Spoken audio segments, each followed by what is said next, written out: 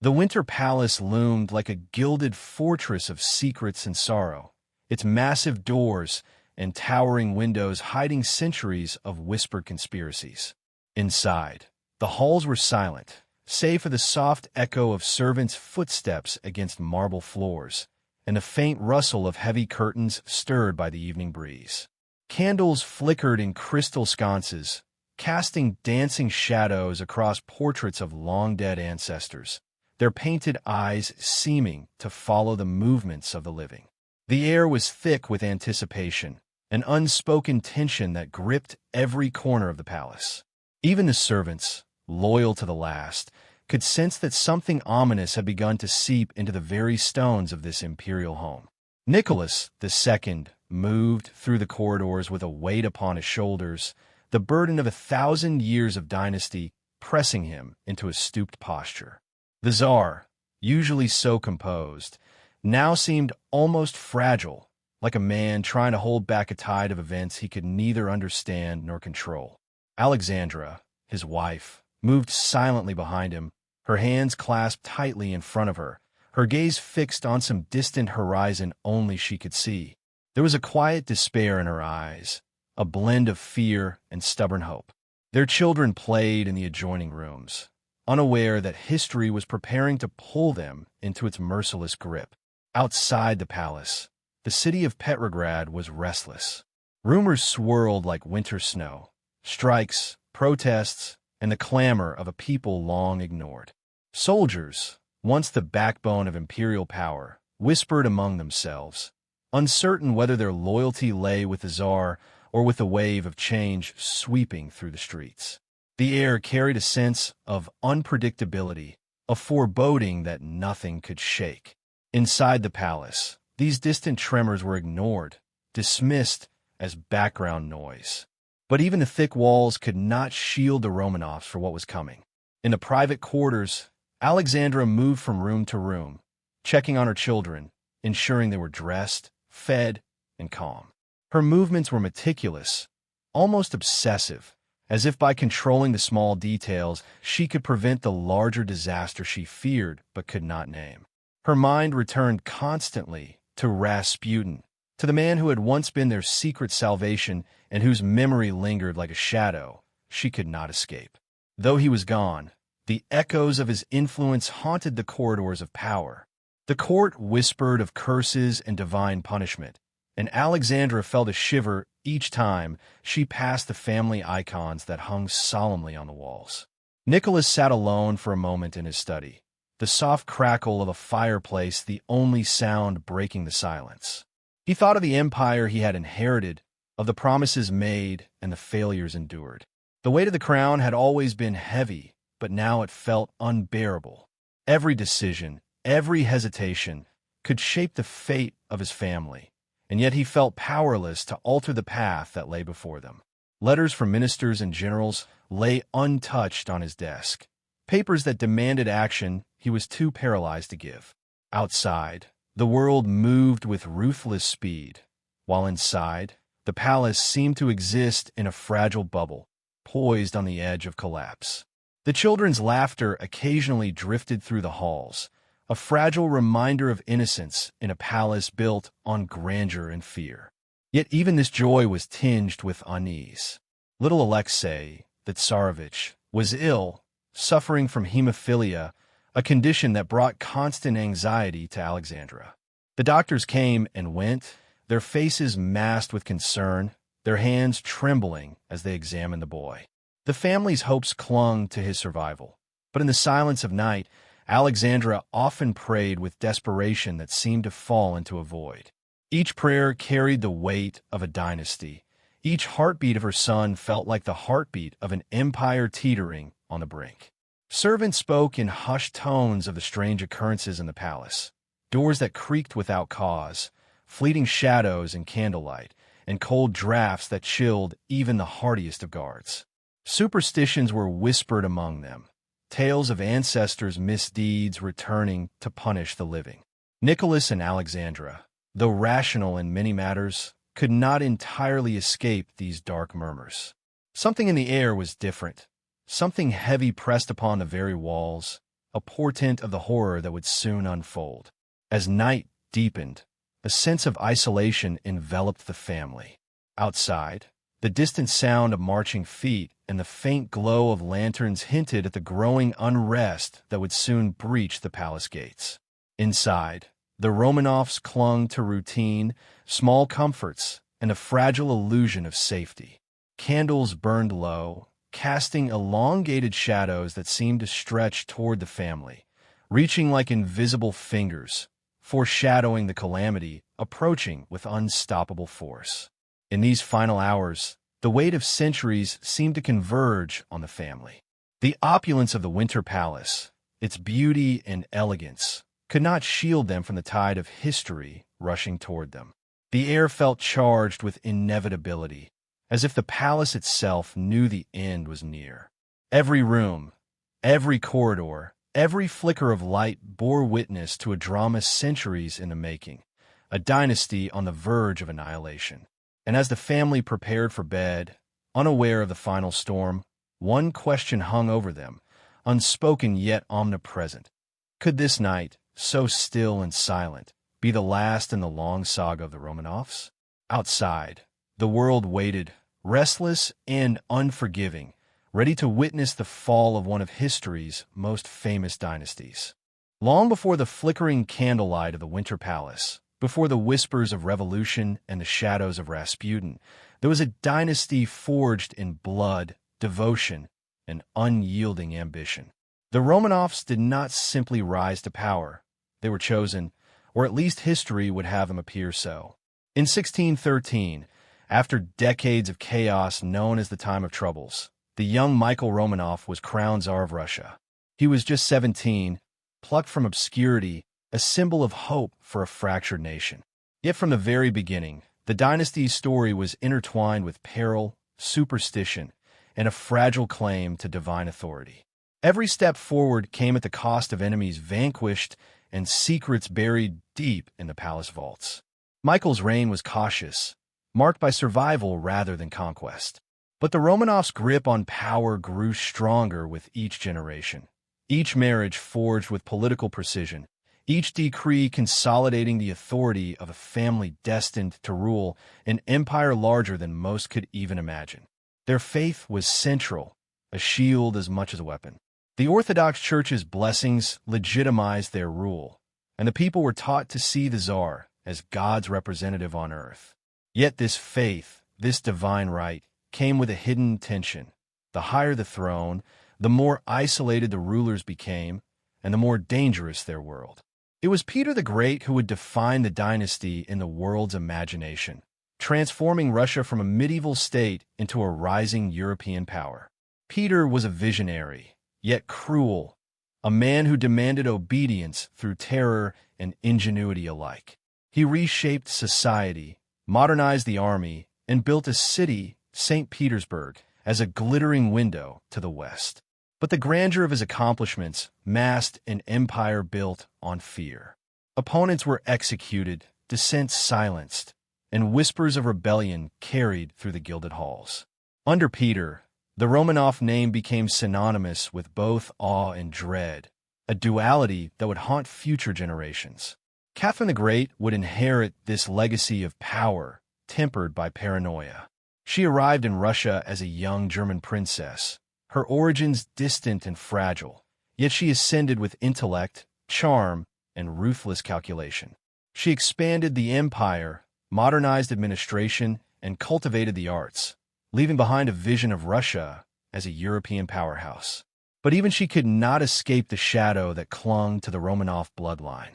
Her private life was scandalous. Lovers came and went, political rivals disappeared, and court intrigues were played out like chess pieces across the ornate halls of the Winter Palace.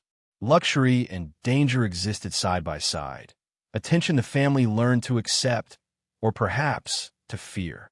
With each generation, the Romanovs became increasingly distant from the people they ruled. The opulence of the court, the sumptuous banquets, the sparkling jewels, and the elaborate ceremonies created a gilded cage around the rulers. Outsiders saw only majesty.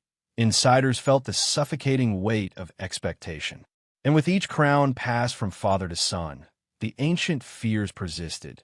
The fear that ambition could be undone by betrayal, that divine favor might falter, that the empire itself could crumble.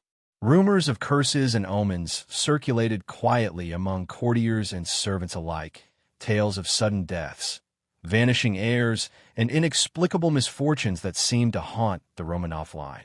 By the 19th century, the Romanovs had become an institution, a symbol of Russia itself. Yet beneath the grandeur, fractures were forming. Nicholas I ruled with iron resolve, suppressing revolution with military force. Yet his reign also sowed seeds of discontent. Alexander II, the Tsar liberator, attempted reform, freeing serfs and modernizing the state, but even these noble acts could not shield the dynasty from the currents of unrest. Each reform was a calculated risk. Each challenge to authority was a reminder that power was never absolute. The Romanovs, for all their divine claims, were human, vulnerable, and increasingly isolated. The public perception of the dynasty mattered as much as the family's actual power. Festivals, religious ceremonies, and the ritual of coronation painted a picture of eternal strength, yet behind closed doors, uncertainty thrived. The family's private lives were tightly controlled, their emotions restrained, and their interactions with outsiders fraught with tension. Children were raised in disciplined isolation, taught the weight of the crown even as they experienced the trappings of luxury. They learned obedience, piety, and restraint, but also inherited the latent fear and superstition that had always shadowed the Romanovs. Faith remained a cornerstone of their rule, but it was not enough to guarantee security. Advisors whispered warnings, generals grew anxious, and the common people murmured discontent. The dynasty had survived revolutions, wars, and betrayals, yet its survival required constant vigilance. Every marriage, every decree, every public appearance was calculated to maintain an image of invincibility, but the cracks were inevitable. And as history would prove, the closer the family approached its final decades, the more these cracks widened into chasms that would swallow even the most careful of plans. The Romanovs' legacy was a delicate balance between myth and reality. To their people, they were infallible. To themselves, they were constantly aware of mortality, of the fragility of life, and of the ominous patterns that seemed to follow their bloodline. The whispers of curses, once dismissed as superstition, began to feel like premonitions as the years turned into centuries. Family tragedies, untimely deaths, sudden illnesses, mysterious accidents, etched themselves into the collective memory of the court. Each misfortune carried with it a shadow, a reminder that power alone could not protect them from fate. And so, as the 20th century dawned, the Romanovs stood on the precipice of history, an empire at once magnificent and fragile. The Winter Palace remained their fortress, but the world outside was changing. The industrial age, political ideologies, and social unrest were sweeping across Russia with unstoppable force. The dynasty, built on faith, blood, and centuries of careful calculation, now faced challenges it had never encountered before. Its survival depended not just on power, but on foresight, courage, and perhaps a touch of fortune that had long eluded them. The question that haunted them, though rarely spoken aloud, was simple and terrifying. Could a dynasty so steeped in tradition, so insulated by luxury and faith, survive the forces it had always held at bay? History had preserved the memory of their grandeur, but the Romanovs themselves were not immune to the relentless tide of change. And as the shadows lengthened over the Winter Palace, even the most loyal servants felt the weight of inevitability settling like dust on the opulent chandeliers, whispering that the end was drawing near. Even as the Romanovs solidified their power, an invisible shadow began to weave itself through the dynasty, a shadow that many would later call a curse. It was not written in law or decree, but in the quiet, unsettling coincidences that seemed to follow the family through generations.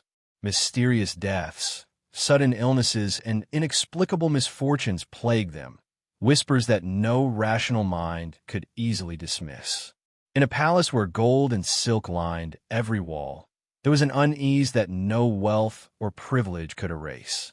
The seeds of the curse had been sown long before the empire's final days, hidden in plain sight among the corridors, portraits, and relics of a lineage that believed itself invincible.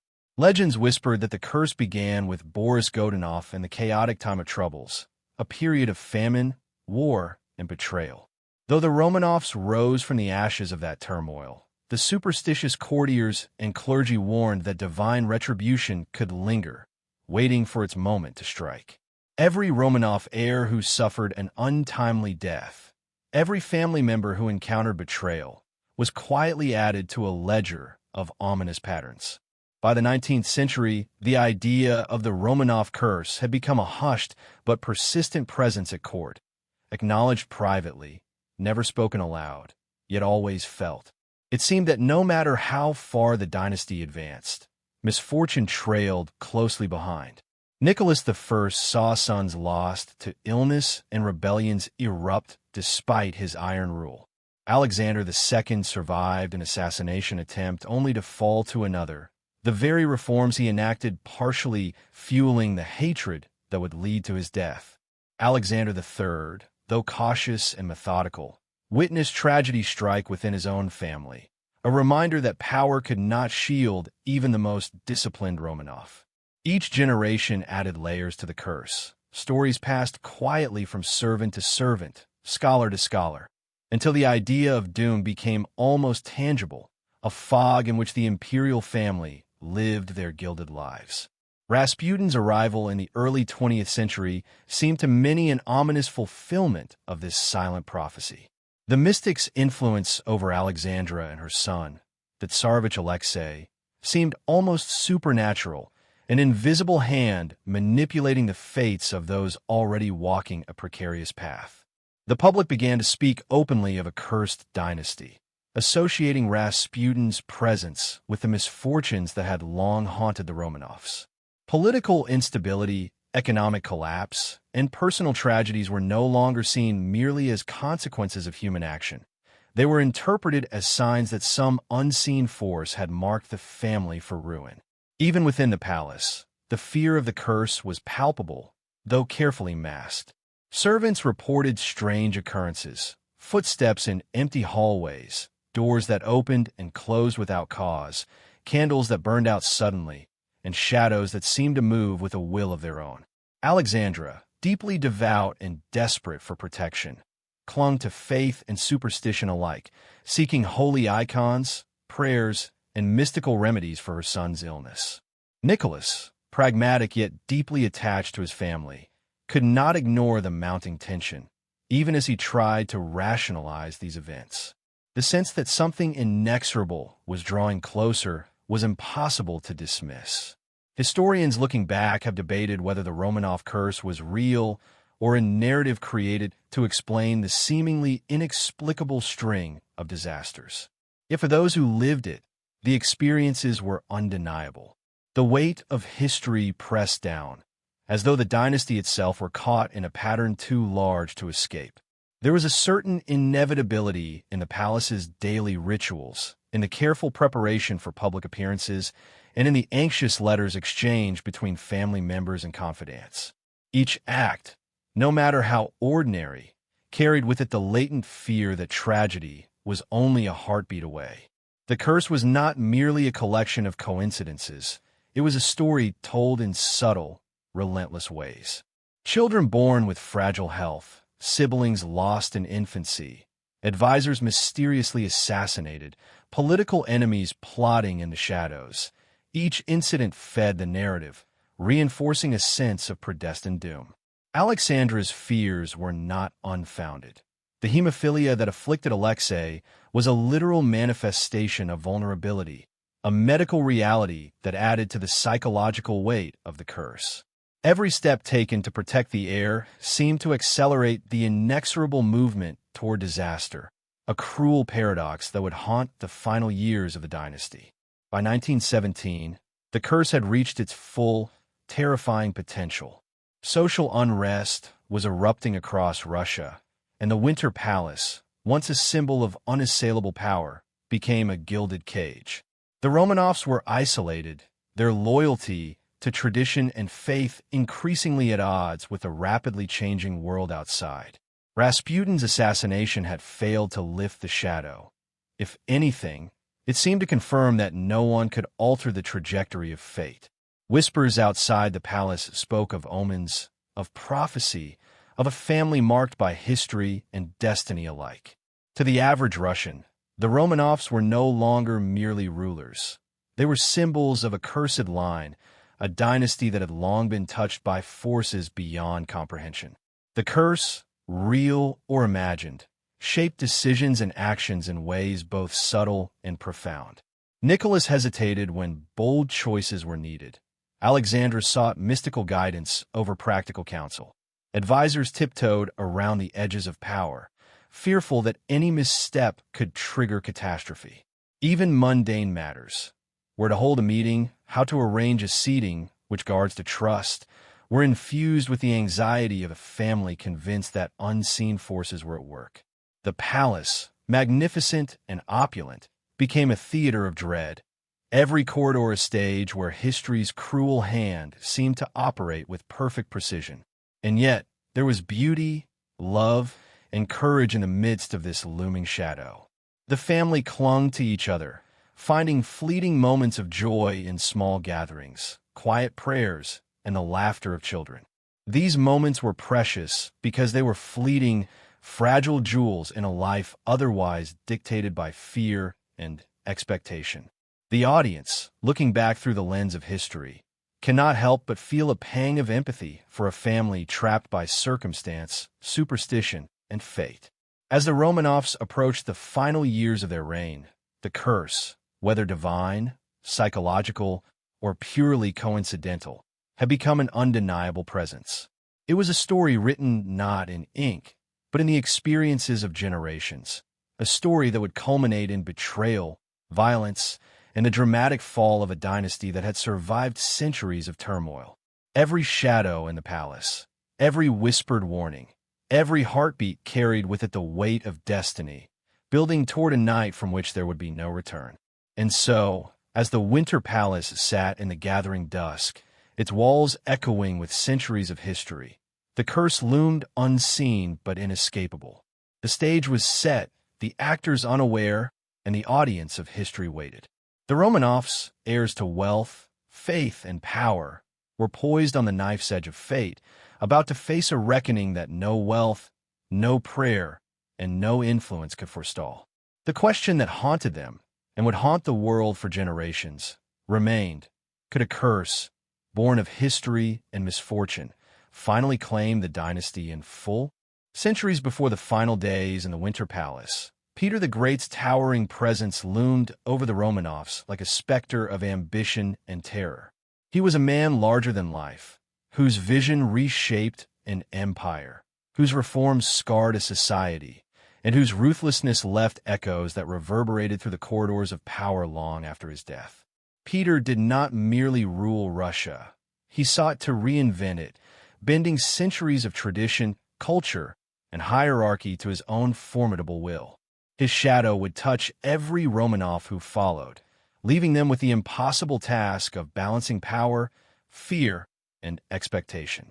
Peter ascended to the throne in 1682 at a young age, inheriting a nation steeped in superstition, backwardness, and isolation. Moscow's onion-domed churches and frozen rivers seemed to him inadequate for a country that could compete with the great powers of Europe. Peter's obsession with modernization drove him to extraordinary lengths. He studied shipbuilding, engineering, and military tactics, often traveling incognito across Europe to learn the secrets of Western science. Yet the brilliance of his reforms was inseparable from brutality. Those who resisted his vision were punished with exile, imprisonment, or death. Nobles who balked at his innovations found themselves stripped of wealth or sent to labor camps, their families forced to watch as privilege turn to ashes. The creation of St. Petersburg was perhaps Peter's greatest triumph and his cruelest act. He envisioned a window to the west, a city of grandeur and maritime power, built upon swampy land that cost thousands of lives. Soldiers, serfs, and prisoners toiled endlessly, dying from disease, exhaustion, and harsh winters. Yet Peter's vision of a modern capital was realized. For the Romanovs, this combination of brilliance and cruelty became a template. Power could create wonders, but could also exact a devastating human toll. The dynasty learned early that authority demanded both awe and fear.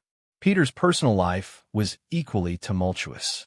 He married multiple times, fathered numerous children, and maintained a volatile temper that could swing between charm and terror. His relationships were as strategic as they were emotional. Loyalty was tested constantly, and betrayal carried consequences that were swift and absolute. The message was clear. In the Romanov world, love and fear were intertwined, and trust was fragile. This duality, the blend of human warmth and ruthless calculation, would echo through generations, shaping the character and decisions of later Tsars. For the Romanovs who followed, Peter's legacy was a double-edged sword. On one hand, his reforms elevated the family's prestige, expanded their territory, and positioned Russia as a rising power. On the other, his example cast a long shadow of expectation, leaving each ruler to wrestle with the impossible standard of brilliance coupled with brutality. Nicholas II, more than 2 centuries later, would feel this weight acutely. Though not a man of Peter's audacity, he inherited an empire whose very identity had been forged by Peter's iron hand. The lessons of fear, obedience, and loyalty were embedded in palace walls, court protocols, and the psyche of every Romanov heir. Peter's shadow also manifested in the Romanovs' obsession with appearances and control. The empire was to be orderly, disciplined, and imposing, reflecting the grandeur of the crown.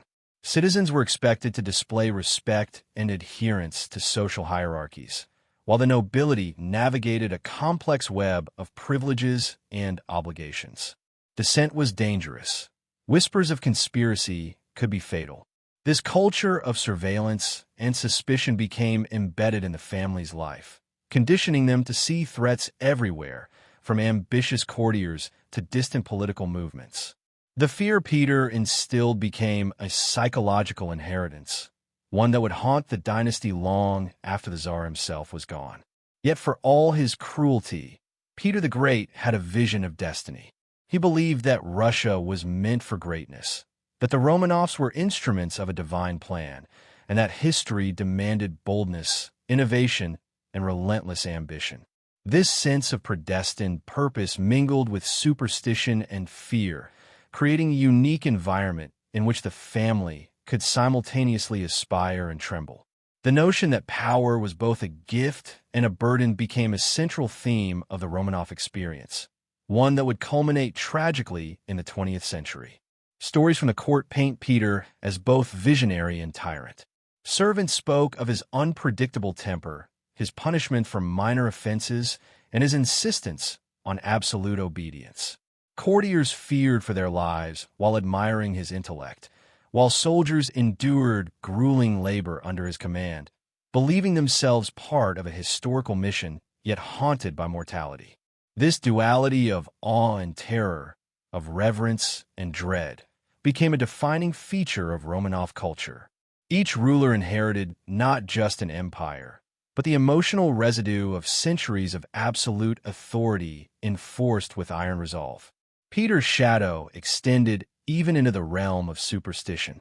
He believed in omens, astrology, and divine signs, sometimes consulting mystics while other times dismissing them in favor of logic. This interplay of rationality and mysticism became a hallmark of Romanov rule. Nicholas II would later navigate a similar duality with Rasputin, caught between faith, fear, and practicality. In many ways, Peter's precedent normalized the coexistence of superstition and statecraft, a psychological inheritance that would make the family vulnerable to both manipulation and paranoia. As the 20th century approached, the Romanovs were heirs to a legacy of brilliance tempered by cruelty, faith intertwined with fear, and history laden with expectation. The shadow of Peter the Great reminded them constantly that power demanded sacrifice, vigilance, and, at times, ruthlessness. Yet it also demonstrated that even the most formidable ruler could not escape the unpredictable currents of fate. The dynasty learned that the same hands that built empires could just as easily be shackled by misfortune, and that the grandeur of history was inseparable from its tragedies. And so, as the Winter Palace flickered with candlelight and the Romanovs prepared for the storm of revolution, the shadow of Peter the Great loomed over them still. His lessons in power, discipline, and fear were etched into the fabric of the family, influencing decisions both public and private. His presence was invisible, yet palpable, a reminder that the Romanovs were never truly alone in their opulent isolation.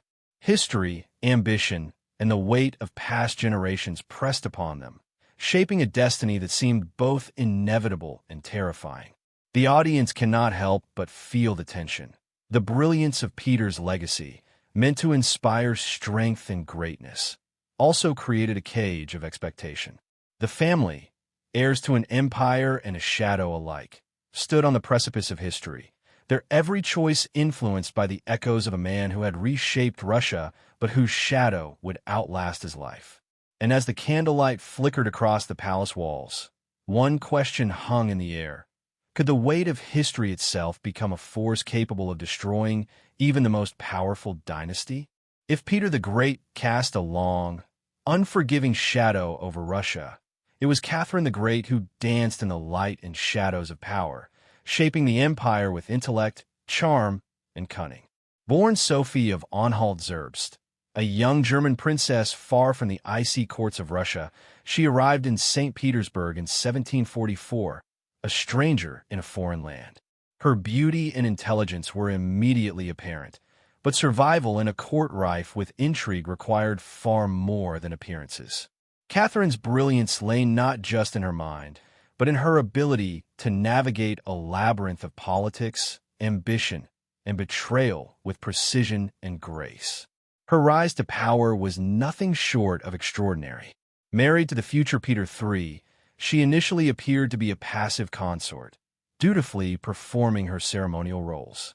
Yet Peter's erratic behavior, political naivety, and disinterest in governance created a vacuum. Catherine, observing, learning, and calculating, seized the opportunity to position herself as the indispensable figure in Russian politics. Her coup in 1762, which deposed her husband and placed her firmly on the throne, was executed with subtlety and cunning. Though Peter's reign ended violently and abruptly, Catherine's ascension marked the beginning of an era where intelligence, manipulation, and audacity became the currency of survival for the Romanovs. Catherine's reign was marked by brilliance in governance, diplomacy, and culture. She expanded the empire's borders, modernized the administration, and cultivated a court that rivaled the great palaces of Europe. Letters, essays, and philosophical treatises flowed from her court, reflecting an Enlightenment mind navigating a world built on tradition and superstition. Her patronage of the arts, architecture, and education made Russia appear cosmopolitan. Yet beneath the glittering surface lay a court where fear and ambition intertwined. Every decision she made carried both opportunity and peril, a delicate balancing act that required constant vigilance. Yet Catherine's brilliance was inseparable from scandal. Her private life was fraught with intrigue, romantic liaisons, and whispered conspiracies. Lovers were chosen with political acumen, elevated to positions of influence, then quietly removed when their usefulness faded. The court watched, whispered, and speculated, but Catherine remained untouchable, her combination of intellect and authority ensuring loyalty and fear in equal measure. This delicate interplay of power and scandal became a hallmark of Romanov life, a lesson that would echo through the centuries, reaching Nicholas II and Alexandra in ways both subtle and catastrophic. For the Russian people, Catherine was both revered and feared. Her edicts and reforms inspired admiration, Yet the cruelty and control underlying her governance reminded them that the Romanovs were not merely rulers. They were arbiters of destiny. Serfs toiled under harsh conditions, even as the nobility basked in newfound privileges, and distant regions of the empire endured famine, rebellion, and hardship. Catherine's reign, like Peter's before her, demonstrated that the grandeur of empire was inseparable from human suffering. The dynasty's public image depended on opulence and ceremony, yet the cost was measured in silence, fear, and private anguish. Catherine's life also reinforced the notion of the Romanov curse, for tragedy and mystery accompanied her every step. Rumors swirled around deaths in the family, sudden illnesses, and unexplained accidents among her allies and adversaries alike. While she ruled with precision and intellect, the pattern of misfortune that had followed the dynasty persisted, feeding whispers among courtiers and clergy that divine forces watched the Romanovs with judgment. Catherine, for all her pragmatism, must have felt the tension between ambition and destiny, understanding that power carried not just privilege, but the ever-present shadow of danger. Her legacy was a paradox. She expanded and modernized an empire while reinforcing the inherent instability of dynastic life. By asserting authority, she established a model for strong, centralized rule, but also created a template for scrutiny, rebellion, and paranoia that future Romanovs could never escape. Nicholas II, centuries later, would inherit this complex inheritance, the knowledge that greatness demanded sacrifice, vigilance, and calculated cruelty, yet also the human error could unravel centuries of power in an instant. Catherine's brilliance illuminated the path, but it also highlighted the perilous cliffs at the edge of history.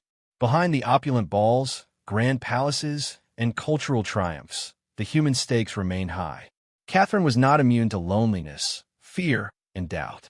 She maneuvered in a world where trust was rare and betrayal common. Advisors, courtiers, and even family members could be instruments of ambition or enemies of survival. Every alliance was temporary, every favor potentially fatal. The personal drama of the Romanovs, as exemplified by Catherine's life, was inseparable from the political, and her ability to navigate both spheres would define the family's understanding of survival for generations.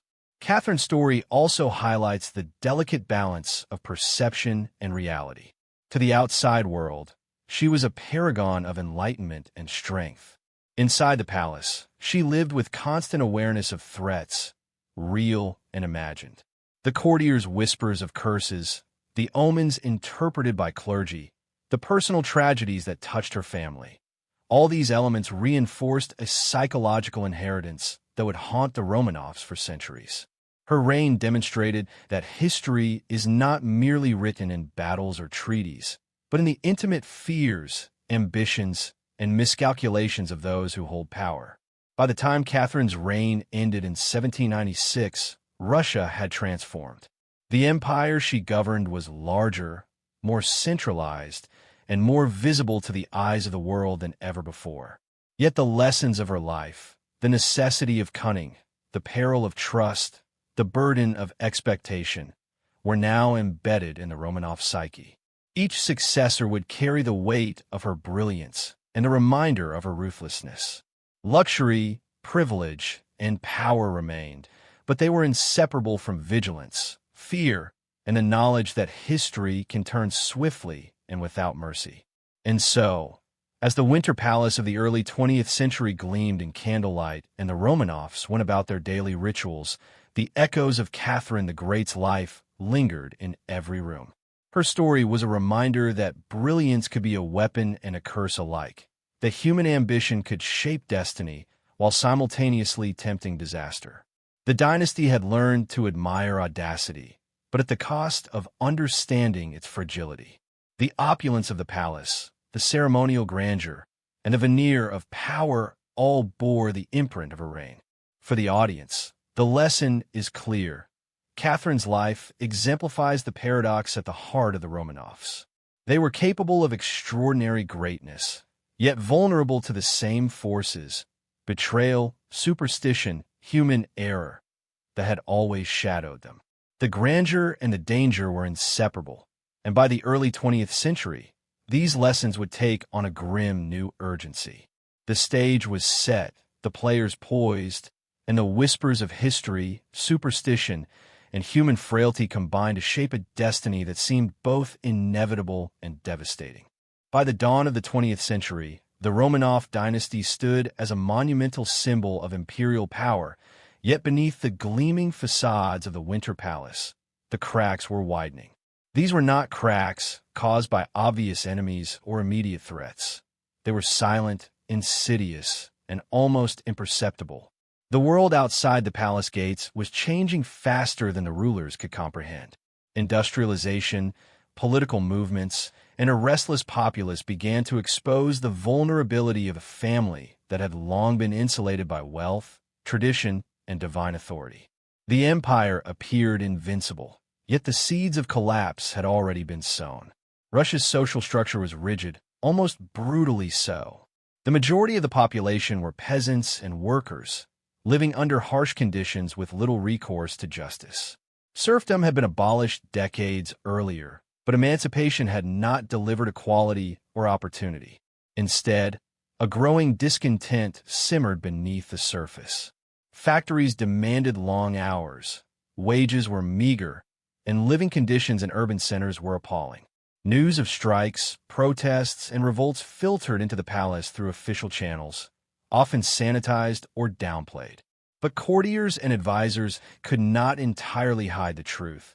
The Romanovs were increasingly detached from the reality of the empire they ruled. Nicholas II, a man of duty but limited political imagination, struggled to bridge the chasm between palace luxury and popular unrest. He believed deeply in the divine right of kings, in tradition, and in the loyalty of his people. Yet the very foundations of the empire were shifting, and faith alone could not sustain authority. The Tsar's reluctance to enact meaningful reforms, combined with an unwavering commitment to maintaining ceremonial grandeur, left him vulnerable. The cracks were silent because they were subtle: mismanaged policies, overlooked grievances, and a growing disconnect between ruler and ruled. These were faults invisible to the untrained eye, but fatal in their cumulative effect. Even within the palace, tensions simmered. Courtiers whispered about the inefficiency of governance, the stubbornness of the Tsar, and the influence of Alexandra's council. The Romanovs' private lives, long shielded from public scrutiny, became matters of rumor and speculation. Their opulence, once a symbol of divine blessing, increasingly appeared as a stark contrast to the suffering of the populace. Meanwhile, the shadow of Rasputin loomed large over the family's reputation. His prior influence, scandals, and the stories of his healing powers for Alexei contributed to a growing perception that the monarchy was guided not by rational governance, but by superstition and secrecy. Political instability was rising at an alarming rate. Revolutionary groups, anarchists, and socialists gained strength in the cities, capitalizing on widespread dissatisfaction. Newspapers published radical ideas. Pamphlets circulated in secret, and clandestine meetings plotted reforms that the Tsar could neither control nor comprehend.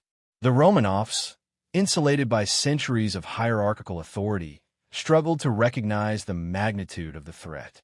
To them, loyalty, faith, and ritual were sufficient to hold the empire together. Yet the silent cracks were widening, and history was preparing to exploit them with devastating precision. The military, once the backbone of Romanov power, was also showing signs of strain. Officers were increasingly sympathetic to reformist ideas. Conscripts were weary and underpaid, and morale was eroding. Nicholas II, who had long relied on military loyalty to maintain authority, faced the frightening possibility that those who swore allegiance to the crown could falter at the moment of truth. The cracks were not always visible, but they were present in every whispered dissent, every delayed report, and every silent glance exchanged between soldiers who understood that the old order was faltering.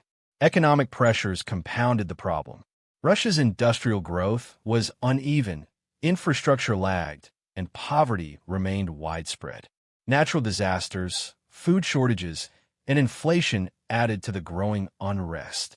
Nicholas and Alexandra, insulated within the palace walls, could observe these crises only through intermediaries, often filtered by officials with agendas of their own. The silent cracks were thus amplified by ignorance and misperception, creating a dangerous feedback loop. What the family perceived as stability was, in reality, fragility masked by routine and ceremony. Psychologically, the cracks manifested in the Romanovs' behavior. Nicholas became indecisive, paralyzed by the weight of tradition and the fear of making mistakes. Alexandra's reliance on mysticism and prayer for guidance, especially concerning Alexei's health, created further tension between practical governance and private obsession. Courtiers and advisors operated in fear, uncertain whether to follow conscience or caution. The dynasty's inner circle became a microcosm of instability, mirroring the turbulence brewing across the empire. Even the public perception of the monarchy was shifting. Once revered as semi-divine rulers, the Romanovs were now increasingly criticized in newspapers, pamphlets, and private conversations. The myths of divine favor clashed with visible inequality, and the perception of disconnect bred resentment. Rumors of curses, scandals, and incompetence further undermined confidence in the dynasty. These silent cracks, subtle yet persistent, slowly eroded the very foundation upon which centuries of rule had been built. Yet amid this growing instability, the Romanovs continued to cling to ritual and tradition as shields against uncertainty. Balls, ceremonies, and religious observances created a sense of continuity and normalcy. But these were fragile facades like gilded glass that could shatter under the weight of reality. The cracks, invisible to many at the time, were a prelude to the violent fractures that would soon engulf the empire. The Winter Palace, magnificent and unyielding, could not contain history's inexorable momentum. By 1917, these silent cracks had coalesced into a profound vulnerability. The family's detachment, combined with growing revolutionary sentiment, economic distress, and social unrest, created a perfect storm. The Romanovs were no longer merely rulers. They were symbols of a failing system, targets of anger, and participants in a narrative that had begun long before their time. The cracks that had remained hidden for centuries were now visible, threatening to expose the dynasty to forces it could neither predict nor control. And so, as the Winter Palace gleamed in candlelight, the audience can sense the tension, beauty and power masking fragility, loyalty teetering on the edge of betrayal, and tradition confronting the unstoppable currents of change. The silent cracks were more than metaphor. They were a warning, a prelude, and a reflection of the inexorable forces of history converging on the Romanovs. Every opulent corridor, every gilded room, every ceremonial ritual was now a fragile barrier against the collapse that would soon arrive. The question lingered, unspoken but inevitable. Could a dynasty, centuries in the making, survive when the very world it ruled had begun to shift beneath its feet? The cracks, silent but unyielding, whispered the answer, foreshadowing a fate that would soon engulf even the most powerful family in Russia's history. Nicholas II ascended the Russian throne in 1894, inheriting an empire steeped in grandeur, tradition, and centuries of expectation. Yet from the beginning, he was not a man of the bold temperament his position demanded. Unlike Peter the Great or Catherine, Nicholas was cautious, hesitant, and deeply introspective, qualities that would shape the fate of the Romanovs in ways both tragic and inevitable. The weight of responsibility pressed upon him like the gilded crown itself, heavy, ornate, and suffocating, and every decision carried the potential to define the dynasty's survival or its demise. Nicholas's early years as Tsar were a mixture of duty and doubt. He believed in the sanctity of autocracy, in the divine right that had guided the Romanovs for centuries, yet he was acutely aware of the unrest simmering beneath the empire's surface. Industrialization was transforming cities, Political movements were gaining momentum, and the peasantry, long loyal yet long oppressed, began to murmur dissent. Nicholas felt torn between tradition and necessity, unable to reconcile his innate conservatism with the rapidly changing demands of governance. The cracks identified by advisors and historians alike were present in his very character, an inability to act decisively even as danger approached. Marriage to Alexandra Fyodorovna brought both solace and further complication. The young Tsarina, German-born and deeply pious, shared Nicholas's sense of duty but possessed a temperament shaped by mysticism and unshakable devotion to family. Her love for Nicholas was fierce, her loyalty unyielding, yet her influence over him grew in ways both subtle and profound. The couple's bond was deeply emotional, yet also reinforced Nicholas's insularity. The Tsar increasingly relied on Alexandra's counsel, particularly in matters concerning their son, Alexei, whose hemophilia demanded constant attention. The monarchy became not just a political institution, but a private world governed by fear, love, and superstition, a world increasingly detached from the realities of a restless nation. Nicholas's temperament made him ill-suited to navigate the challenges of early 20th century Russia. He was indecisive in moments that demanded boldness, hesitant when action could have altered the course of history. Advisors warned him of strikes, riots, and revolutionary plots, yet Nicholas often deferred or delayed, relying on the hope that loyalty and tradition would sustain the empire. His reluctance to confront change directly allowed tensions to fester, and the silent cracks that had developed over decades widened, threatening not just authority, but the survival of the dynasty itself. The personal dimension of his reign compounded these challenges. Nicholas loved his family deeply, and his paternal instincts sometimes clouded judgment. Alexei's health was a constant source of anxiety, and the Tsar's desire to protect his son intersected with his political responsibilities in ways that often distracted or paralyzed him. Alexandra, meanwhile, became increasingly convinced that divine intervention and spiritual guidance, especially the influence of Rasputin, were essential to their survival. The Tsar's reliance on family, devotion, and superstition, though understandable, further isolated him from practical solutions, creating a dangerous tension between personal attachment and political necessity. Public perception of Nicholas II also played a crucial role. The emperor was increasingly viewed as out of touch, overly cautious, and detached from the suffering of his people. The court's opulence contrasted starkly with widespread poverty, and the image of the Tsar as God's representative began to clash with reality. Revolutionary movements exploited this perception, using propaganda to erode loyalty and stir dissent. Nicholas, aware of these threats, yet slow to act decisively, found himself trapped between an idealized vision of monarchy and a reality that demanded adaptability, courage, and political acumen he struggled to summon. Military crises further tested his leadership. The Russo-Japanese War, 1904 to 1905, exposed the weaknesses of Russia's army and navy, leading to catastrophic defeats that shocked the empire. Nicholas's indecision and misplaced trust in advisors exacerbated the situation, eroding confidence in both the monarchy and the military. The 1905 revolution, sparked by these failures, forced the Tsar to reluctantly enact reforms, including the creation of the Duma, a parliamentary body intended to appease the populace. Yet Nicholas's concessions were half-measures, reflecting his reluctance to relinquish true authority while also failing to address the root causes of unrest. These choices deepened dissatisfaction and made him increasingly vulnerable to revolutionary pressures. Psychologically, Nicholas bore the cumulative weight of Romanov history.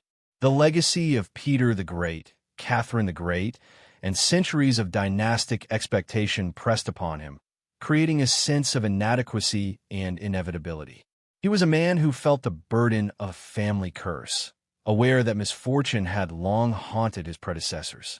Superstition, personal anxiety, and the ever-present specter of history shaped his decisions, adding a human dimension to the unfolding political catastrophe.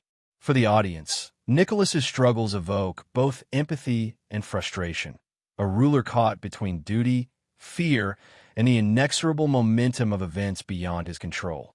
Yet despite his flaws, Nicholas II was deeply human.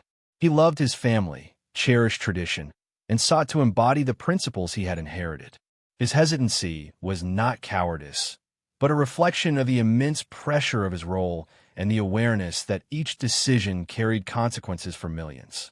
This complexity makes him a compelling figure, a man whose personal virtues were inseparable from the flaws that would ultimately contribute to his downfall. The audience begins to sense the tragic inevitability of his story, the delicate balance between love, duty, and catastrophe that defines the final years of the Romanovs. The combination of personal devotion, political inadequacy, and historical weight set the stage for the final unraveling of the dynasty. Nicholas II, the reluctant Tsar, embodied both the grandeur and fragility of the Romanovs. His reign was a culmination of centuries of legacy, superstition, brilliance, and miscalculation, all converging in a moment where the survival of a family and an empire hung in precarious balance. The silent cracks of previous decades, the curse whispered by history, and the pressures of an empire on the brink all bore down on him, shaping decisions that would echo across generations. And so, as the Winter Palace prepared for the storms of revolution, the audience can feel the tension mounting.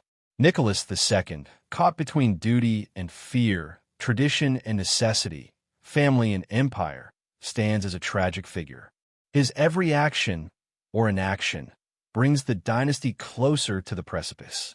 The question lingers, almost unbearably. Could the weight of expectation, history, and love sustain a man who doubted himself at every turn, or would it crush the dynasty in a single, cataclysmic moment? At the heart of the Romanovs' final years lay a relationship as mysterious as it was consequential. The bond between Tsarina Alexandra Fyodorovna and the Siberian mystic Grigory Rasputin.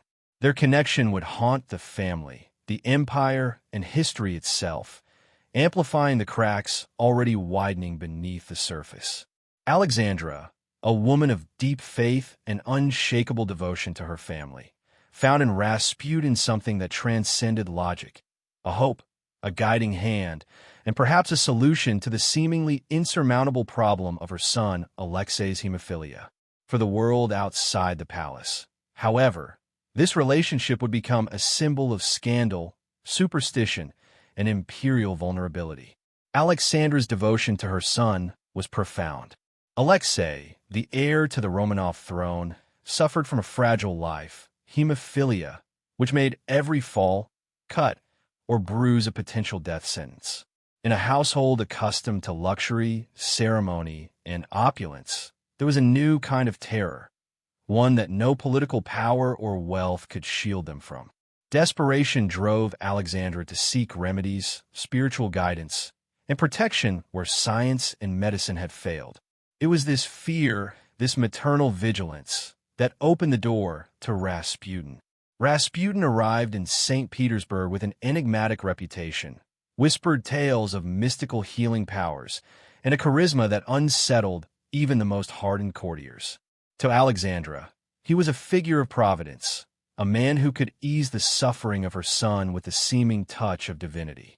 To the nobility, the clergy, and later, the public, he was an unkempt, enigmatic outsider, a symbol of everything wrong with the monarchy: superstition, secrecy, and misplaced influence. The truth lay somewhere in between. Rasputin possessed a deep understanding of human psychology, a magnetic presence, and an uncanny ability to gain trust. For Alexandra, he became indispensable, his counsel woven into both the personal and political fabric of the Romanov household. The mystic's influence over Alexandra cannot be overstated. He dictated who could gain audience, whose advice was valid, and even, at times, the decisions of state. This power, however subtle, fed rumors, conspiracies, and mounting suspicion. Courtiers whispered of secret meetings, hidden agendas, and the moral corruption of the monarchy. Newspapers across Europe painted Rasputin as a sinister puppet master, pulling strings behind the scenes. Yet behind the scandal was a profoundly human story. A mother, terrified for her son, clinging to hope in a world that offered little solace. The audience is drawn into a tension between empathy and incredulity, watching as fear and superstition collide with history. The Romanovs' reliance on Rasputin had political consequences. Ministers and advisors, wary of his influence, found themselves marginalized or ignored. Decisions that affected the empire were delayed or shaped by the fears and prayers of the Tsarina. The mystic's reputation, both feared and reviled, further alienated the monarchy from its people. What might have been a contained, private relationship instead became a lightning rod for scandal, a visible manifestation of the dynasty's detachment from reality and the pressures mounting outside the palace walls. Rasputin's presence also intensified existing vulnerabilities within the family. Alexei's hemophilia made him a constant source of anxiety, and Alexandra's dependence on the mystic amplified her fears, isolating her from rational counsel. Nicholas, already indecisive and torn between duty and affection, struggled to reconcile his love for his wife with the growing public perception that the monarchy was compromised. Each private act, the healing sessions, whispered prayers, and secret meetings, became a thread in a larger tapestry of scandal and suspicion. The Romanovs' personal lives were inseparable from the political turmoil brewing across the empire.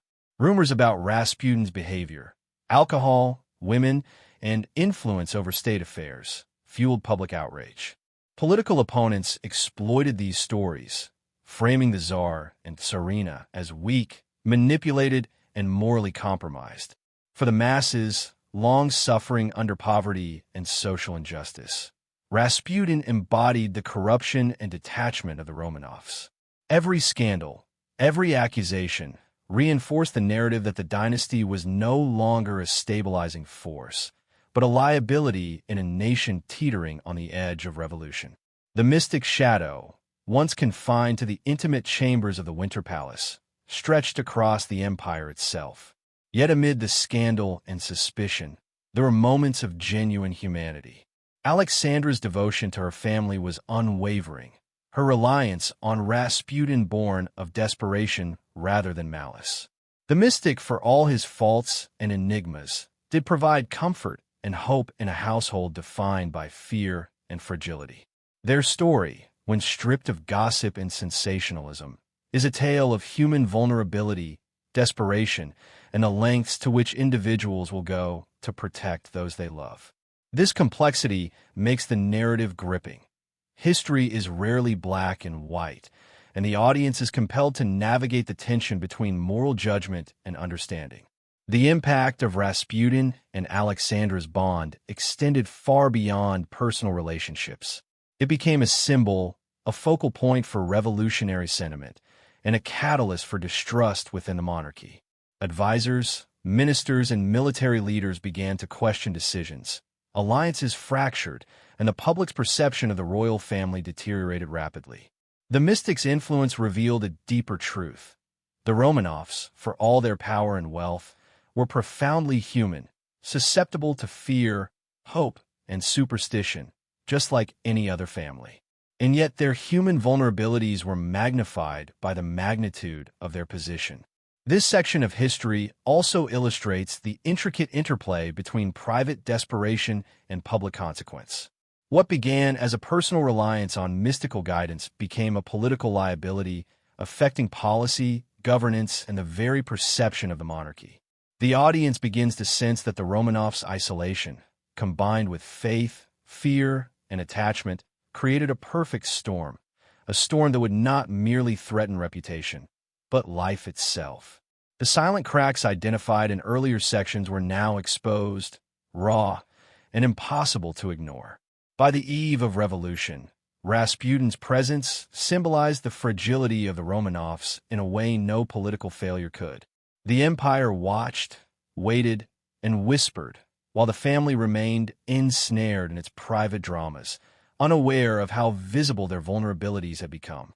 The mystic's death, violent and dramatic, would come to symbolize the end of an era, yet it could not prevent the collapse already in motion. For the Romanovs, Alexandra and Rasputin's story was both a shield and a vulnerability, a reflection of love, fear, and the human costs of absolute power. And so, as the Winter Palace prepared for the storm of 1917, the audience is left with a chilling tension. The Romanovs, guided by love, superstition, and desperation, faced an empire that no longer bowed in unquestioning loyalty. Every decision, every reliance, every whispered counsel had consequences that stretched far beyond the palace walls. The shadow of Rasputin, entwined with Alexandra's devotion and the family's fears, loomed over the dynasty, shaping a path that history would soon illuminate in blood, fire, and tragedy. The question that haunts this chapter of history is unavoidable. Could love, fear, and mysticism shield a family from the tide of revolution, or would the very human bonds that define them accelerate their downfall? The answer, history reveals, would be both inevitable and devastating. By 1917, the Romanov dynasty stood at the edge of a precipice, teetering between centuries of imperial grandeur and the unstoppable forces of change. The cracks that had silently widened over decades, the human vulnerabilities of Nicholas and Alexandra, and the scandal surrounding Rasputin had all converged to create an atmosphere ripe for upheaval. The empire, exhausted by war, burdened by poverty, and inflamed by revolutionary fervor, was no longer willing to endure the distant opulence of a family that seemed both untouchable and indifferent. The Winter Palace, once a symbol of divine authority and imperial might, now cast long shadows of uncertainty and dread. The First World War intensified these pressures beyond imagination. Russia's army, massive in size but fragile in morale and resources, suffered catastrophic defeats against the German forces. Soldiers, poorly equipped and underfed, faced unimaginable suffering, while their families starved at home. Nicholas II, who had insisted on leading the army personally, found himself increasingly isolated from effective counsel. The Tsar's decisions, made from both duty and inexperience, often worsened the crisis. The empire's failures on the battlefield mirrored the failures within its leadership. Indecision, mismanagement, and detachment from the harsh realities endured by ordinary citizens. Meanwhile, the economic toll of war fueled unrest in cities like Petrograd. Food shortages, inflation, and overcrowding pushed the urban population to the breaking point. Strikes and protests became daily occurrences, and the revolutionaries seized upon the widespread frustration. The silent cracks of the previous century had now transformed into loud, undeniable fractures that threatened not just the monarchy, but the very fabric of the Russian state. Every day, the Romanovs' authority was challenged more openly, and every day, the palace walls seemed less like fortresses and more like fragile barriers against a storm. Nicholas II's reliance on tradition and autocracy, which had once lent stability, now made him vulnerable. His refusal to share meaningful power or engage constructively with the Duma alienated reformist factions, while his decision to leave Petrograd for the front lines removed the monarchy's presence from the capital at a critical moment. Alexandra, confined largely to the palace and consumed by fear for Alexei's health, wielded influence in ways that further inflamed public perception of a disconnected, mystical monarchy. Together, their isolation, indecision, and reliance on private counsel made them increasingly incapable of responding to a crisis that demanded urgency, adaptability, and charisma. Rasputin's murder in December 1916, though shocking, did little to stabilize the monarchy. The mystic's death was symbolic, dramatic, and sensational, but the scandals and divisions he represented had already eroded public confidence. Rumors of corruption, incompetence, and manipulation continued to circulate, amplified by revolutionary propaganda. The Tsar and Tsarina's personal vulnerabilities had become inseparable from their political fate. What had begun as a domestic and private reliance on spiritual guidance had become a national crisis, a visible metaphor for the dynasty's fragility and isolation. As February 1917 approached, the revolution became inevitable. Workers, soldiers, and citizens, exhausted by deprivation and inspired by revolutionary ideals, took to the streets of Petrograd in unprecedented numbers. The palace's guards, many of whom were sympathetic to the protesters, faced a dilemma: uphold loyalty to a Tsar increasingly seen as ineffectual, or side with a movement that promised change, justice, and hope. The Winter Palace, once impregnable, was now surrounded not by loyal soldiers, but by a restless, demanding populace. Nicholas's choices, hesitant, reactive, and constrained by centuries of dynastic expectation, could not contain the momentum of history. The abdication of Nicholas II on March 15, 1917, was both sudden and inevitable.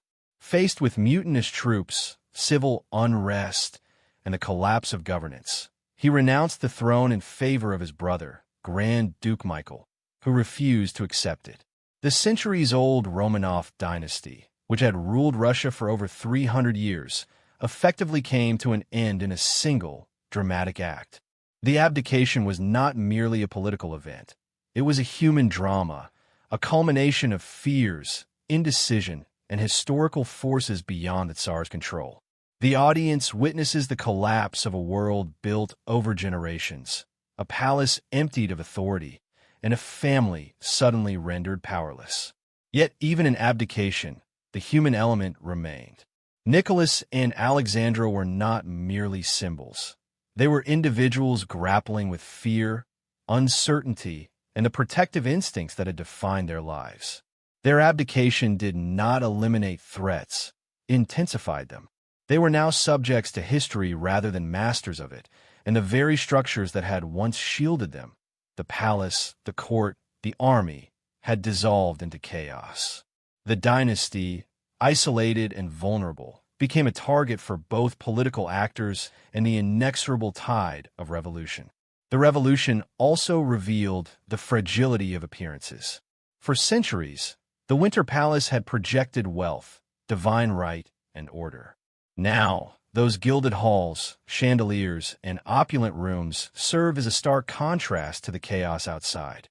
The symbols of power became symbols of vulnerability, emphasizing the precariousness of any institution built on hierarchy, tradition, and personal loyalty alone. The palace, like the dynasty itself, could no longer contain or control the forces it once dominated. The abdication marks not just the end of Nicholas II's reign, but the beginning of a historical reckoning.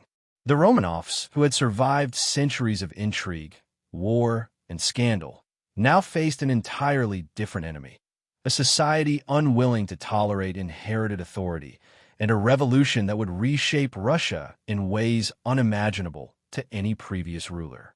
The silent cracks had widened into chasms, and the dynasty stood on the edge of an abyss. The audience feels the tension. The combination of human frailty, historical weight, and social upheaval is now unstoppable, a storm in which even the most opulent palaces and loyal subjects offer no protection. As the Tsar and his family were placed under house arrest, the sense of inevitability grew. The world they had known, the grandeur, ceremony, and absolute power, had vanished. They were no longer rulers. They were prisoners of circumstance, caught between historical forces and personal vulnerability. The Winter Palace, once a symbol of dominance, had become a gilded cage, and every moment of indecision, every reliance on mysticism, every scandal from the past, now bore weight on the family's fate. And so, as February gave way to March, the audience is left with a chilling realization. The fall of the Romanovs was not the result of a single act, nor of one man's weakness. It was the culmination of centuries of history, human error, superstition, ambition, and societal evolution. The empire had shifted beneath their feet, and nothing could reverse it. The question remains haunting: could a family, so powerful for so long, survive when the very people it ruled demand the impossible? In the story of the Romanovs, abdication is not just a political event.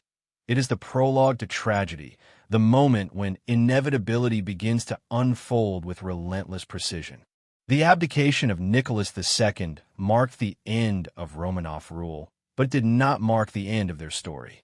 The family, once untouchable and surrounded by opulence, was now confined under house arrest, their world reduced from palaces to prison rooms. Initially moved to the Alexandra Palace, a seemingly benign retreat outside Petrograd, the family could still glimpse the grandeur they had lost. The gilded halls, familiar furnishings, and echoes of ceremonies past. But this illusion of comfort masked a grim reality. The Romanovs were no longer rulers. They were captives in a nation hurtling toward revolution and chaos. The early months of confinement were marked by routine and careful observation. Guards, assigned by the provisional government, monitored the family, ensuring that no escape or interference could occur.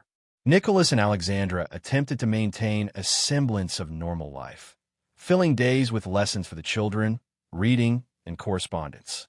Yet every moment was shadowed by the awareness that their freedom was severely limited and that the political tide had turned irrevocably against them. Even as they clung to family rituals, the outside world, once loyal and obedient, now looked upon them with suspicion, curiosity, and resentment. The psychological strain of imprisonment was immense. Nicholas, the once reluctant Tsar, was now a man rendered powerless. Every decision, every thought was constrained by the knowledge that he was no longer in control of his empire. Alexandra, whose faith and attachment had long defined her role, faced the dual burden of protecting her children and navigating a world where her influence had vanished. The couple's private fears were magnified by isolation. Whispers of plots, rumors of unrest, and uncertainty about their eventual fate created a tension that would haunt them daily. Surrounding the family was a constant presence of surveillance and restriction. Guards patrolled corridors, scrutinized correspondence, and reported any perceived impropriety. Their movements were monitored, their visitors limited, and every attempt to maintain dignity met with practical limitations. The Romanovs, once accustomed to unquestioned authority, were forced to confront the fragility of human power. The transformation from rulers to prisoners was not instantaneous.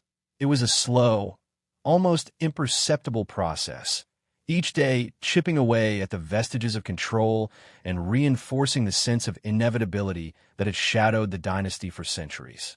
Outside the walls of the Alexandra Palace, political turmoil intensified. The provisional government, struggling to maintain order, faced challenges from revolutionary factions, returning soldiers, and a populace increasingly impatient with promises of reform. The Romanovs' imprisonment became both a symbol and a focal point for debate.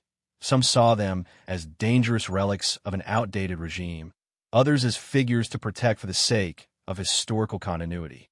Amid these conflicting forces, the family remained acutely aware that they were no longer active participants in shaping history.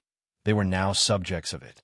The children, Olga, Tatiana, Maria, Anastasia, and Alexei, experienced the confinement with a mixture of fear, confusion, and longing.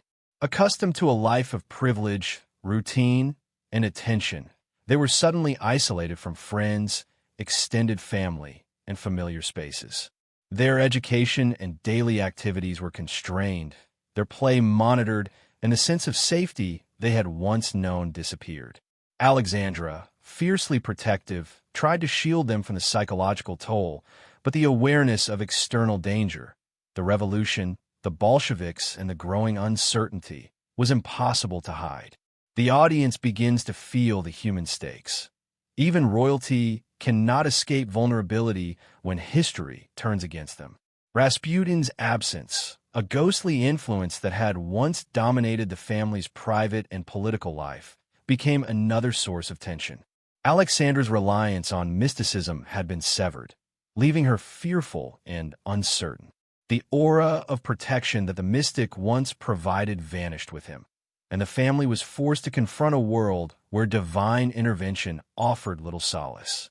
In this environment of isolation, uncertainty, and fear, The psychological weight of captivity became almost unbearable, compounding the sense that history's momentum was unstoppable. As months passed, the family was moved further east to Tobolsk, a remote town in Siberia. The relocation, ostensibly for safety, amplified the isolation and tension. Tobolsk was far from Petrograd, its cold streets and unfamiliar surroundings emphasizing the Romanovs' vulnerability. The palace-like environment they had briefly retained at Alexandra Palace was replaced by confinement in a more austere, provincial setting. This displacement was symbolic. The dynasty, once at the heart of an empire, was now adrift, physically and politically removed from the centers of power. The silent cracks of history had now widened into visible fractures, and the family's fate seemed increasingly intertwined with the tumultuous forces sweeping across Russia. During their exile in Tobolsk, the Romanovs experienced the interplay of fear, hope, and human resilience. They attempted to maintain family routines, celebrate holidays, and preserve dignity, but every attempt was shadowed by uncertainty. Guards monitored their movements, and communication with the outside world was severely limited. The children, despite their innocence, could sense the tension and instability, experiencing firsthand the fragility of power and privilege. For the audience, this period emphasizes the emotional toll of captivity, the erosion of authority, and the vulnerability of even the most privileged when history becomes a force beyond control. The eventual transfer to Ekaterinburg in the spring of 1918 marked a further escalation. The city, a stronghold of Bolshevik power, symbolized a turning point.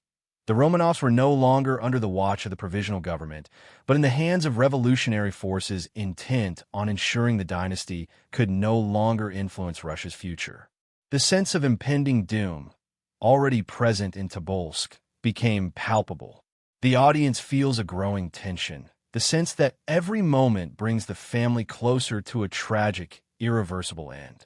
And so, the Romanovs' imprisonment was more than physical confinement. It was a psychological crucible.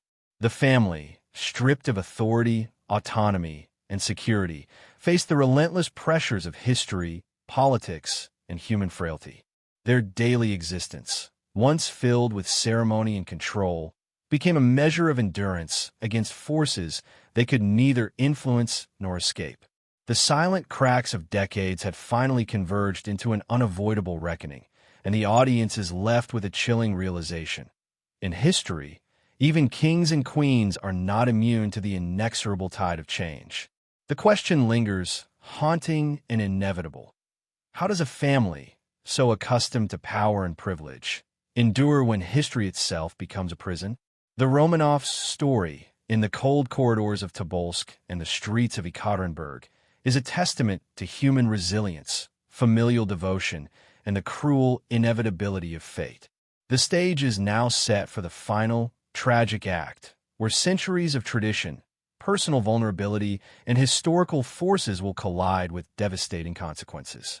In April 1918, the Romanovs were moved to Ekaterinburg, a city that would come to symbolize the final chapter of their dynasty. The transfer, intended to place them firmly under Bolshevik control, brought the family into a world both unfamiliar and menacing. The streets were gray and industrial, scarred by revolutionary fervor, and haunted by the constant presence of armed guards and suspicious eyes. The Winter Palace, once a world of opulence and ceremony, seemed impossibly distant. Now, the family faced a harsh, constrained reality where every movement was scrutinized and freedom was a memory. The house in which they were confined, a former merchant's residence known as the Ipatov House, was modest, cold, and stark compared to the Winter Palace. High fences, barbed wire, and armed sentries transformed it into a prison, a gilded cage in which centuries of imperial tradition could not survive. Each day was filled with an uneasy rhythm. Meals under watchful eyes, brief, supervised walks in the yard, and careful communication with the outside world, all under the constant scrutiny of Bolshevik guards. The family's psychological tension was palpable. Every glance, every whispered word, and every act of normalcy was layered with the fear of unseen threats. Nicholas II, once the absolute ruler of an empire, now lived with an almost suffocating awareness of his powerlessness.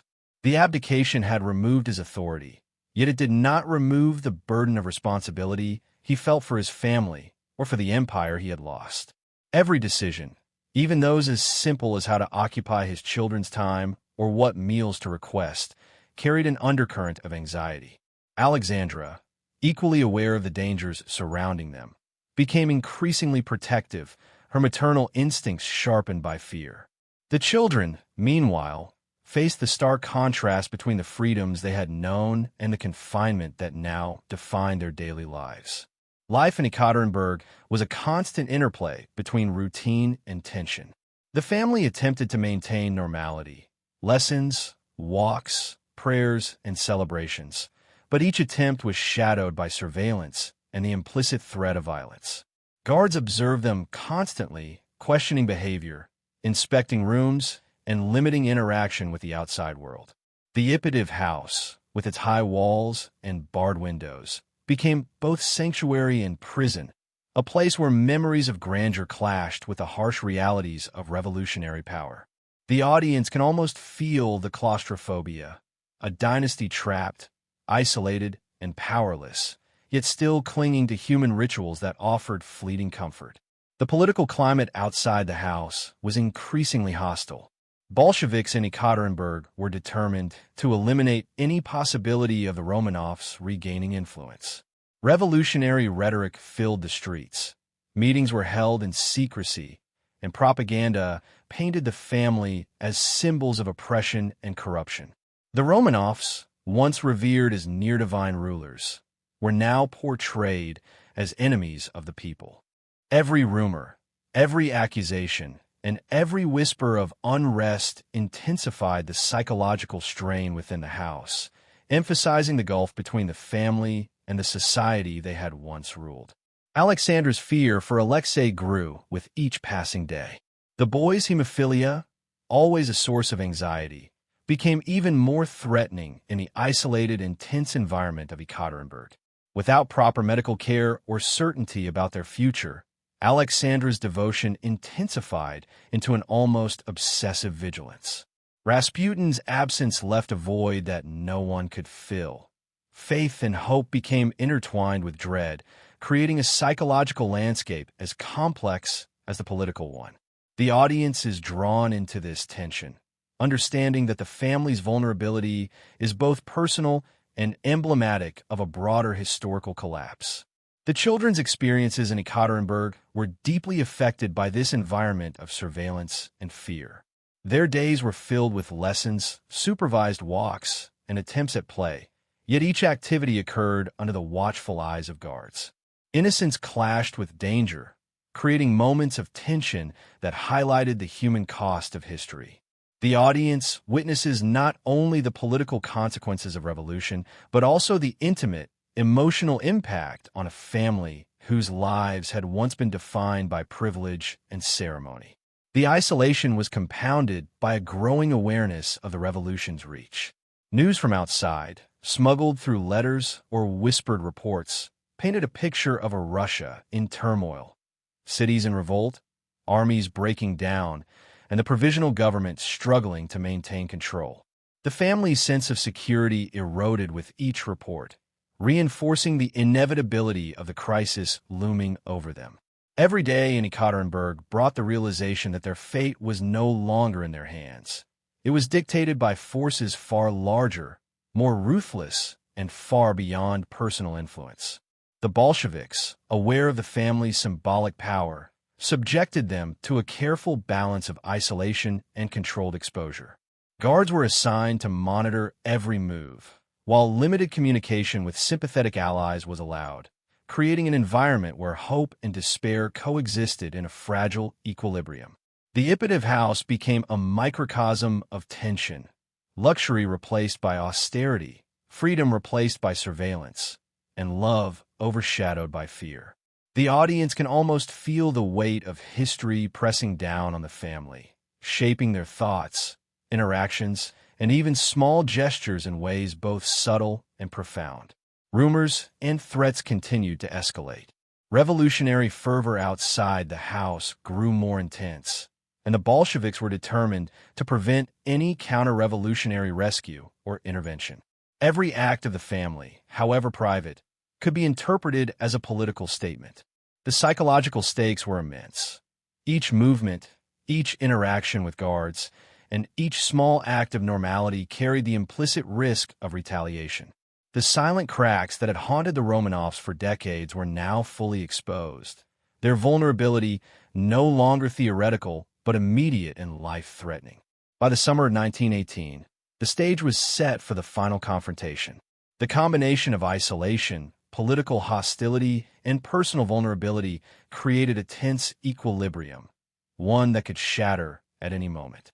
The Ipatiev house, once a mere residence, had become a symbol of historical inevitability, a place where centuries of dynastic power collided with the relentless forces of revolution. The family's days were marked by an uneasy calm, punctuated by the ever-present threat of violence and the growing awareness that history's judgment was imminent. And so, life in Ekaterinburg represents both the human and historical dimensions of the Romanovs' final days. The family's experiences, fear, hope, vigilance, and the struggle to maintain dignity, reflect not just the collapse of a dynasty, but the profound consequences of historical forces on individuals. Every room, every corridor, and every glance between family members carried layers of meaning, tension, and anticipation. The audience is left with a sense of mounting dread, understanding that the next steps, when they come, will be both inevitable and catastrophic. The question lingers, heavy and unspoken. How does a family, so powerful for centuries, endure when history confines them to shadows, surveillance, and the constant threat of annihilation? In Ekaterinburg, the answer begins to take shape as the Romanovs confront a reality that no ritual, prayer, or privilege can alter. The audience feels the chilling truth. The dynasty is isolated, powerless, and facing forces that will soon decide its fate with brutal finality.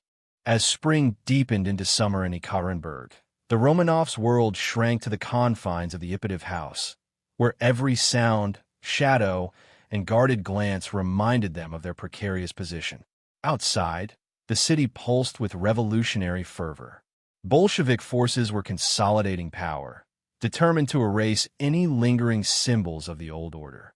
The Romanovs, once rulers of an empire stretching from Europe to the Pacific, had become an obsession, a symbol of everything the revolution sought to dismantle. Their very existence was now perceived as a threat to the fragile, yet radical, new state. The political climate inside Ekaterinburg was tense and volatile. Bolshevik officials debated what to do with the family, knowing that leaving them alive posed the risk of counter-revolutionary action. Letters, rumors, and intelligence reports arrived daily, detailing movements of anti-Bolshevik forces, plans for rescue, and whispers of foreign intervention. The family's symbolic value, once a source of respect and awe, had transformed into a dangerous liability. Each passing day increased the urgency of a decision that could end centuries of imperial history in a single, irrevocable act. Within the Ipatiev house, life was a delicate balancing act. Guards patrolled the property constantly, limiting the family's movements while preventing any unauthorized contact with the outside world. The Romanovs' daily routines, meals, lessons, walks, were tightly regimented, each action observed and recorded. Nicholas and Alexandra sought to maintain some semblance of normalcy, preserving family rituals and comforting their children, yet the oppressive surveillance made every gesture feel charged with political consequence. The psychological weight of confinement intensified as the family recognized that the walls around them were not merely physical. They were a barrier between life and an uncertain, possibly violent, future. Tensions escalated as the Bolsheviks grew impatient. Local officials feared that pro-monarchist forces could attempt to rescue the family, potentially sparking a counter-revolution. Each report of armed resistance or foreign intervention fueled the urgency to eliminate the Romanovs as a focal point of opposition. Decisions were discussed in secrecy, reflecting a mixture of paranoia, political calculation, and ideological commitment. For the Romanovs, even ordinary actions, writing letters, receiving visitors, or moving through the house, became acts laden with risk as they navigated an increasingly hostile environment where mistrust dominated every interaction. Alexandra's fears intensified. Her son Alexei's fragile health made her acutely aware of the family's vulnerability, both physically and emotionally. Every cough, bruise, or ailment heightened the sense of danger, reinforcing her reliance on faith and protective instincts. She understood that the family's isolation was absolute. They were cut off from allies, cut off from friends, and cut off from the institutions that had once ensured their survival. The children, innocent yet perceptive, mirrored this tension. Their playfulness was constrained by fear, their curiosity shadowed by the ever-present threat outside the walls. The audience begins to feel the emotional stakes. The Romanovs were not just historical figures. They were a family facing existential peril. Meanwhile, the Bolsheviks' internal deliberations were fraught with urgency and ethical ambiguity. Leaders such as Yakov Yurovsky, who would later oversee the execution, weighed options with grim pragmatism. The family's captivity had become a flashpoint, and the decision to act decisively was seen as necessary to secure Bolshevik authority. Each step in the planning process, securing the house, controlling access, and arranging personnel, was executed with meticulous care, underscoring the revolutionaries' awareness that this act would carry enormous historical weight. For the audience, the tension is palpable. The mechanisms of power and ideology intersect with the intimate human stakes of a family on the brink. Communication between the family and their captors was limited but revealing. Nicholas attempted to negotiate safety, appealing to humane treatment and promising non-interference. Alexandra, steadfast and fearful, sought assurances that her children would be protected, clinging to any hint of mercy. The Bolsheviks, however, viewed such appeals with suspicion and ideological rigidity. They understood that leniency could be interpreted as weakness, potentially inviting chaos or rebellion. Every conversation, every letter, every request carried implications far beyond the immediate moment. For the audience, the suspense grows. The Romanovs' appeals, however heartfelt, were unlikely to influence the unstoppable machinery of revolutionary justice. Life within the Ipatiev house became increasingly strained under the weight of anticipation. Guards, aware of the political stakes, grew both watchful and harsh. Meals were sparse and regimented, spaces were restricted, and even small actions, like walking in the yard or opening a window, required oversight. The family's once vibrant domestic life was reduced to a careful performance of obedience and resilience. The psychological tension created by constant observation, combined with the looming threat of violence, rendered the house both a sanctuary from the chaos outside and a prison of fear inside. The audience experiences this claustrophobic reality, sensing the suffocating inevitability building day by day. The Bolsheviks also consider the optics of any potential action. News of the Romanovs' fate would ripple far beyond Ekaterinburg, potentially influencing allies and enemies alike. Revolutionary leaders recognized that their decisions carried not only practical but symbolic weight.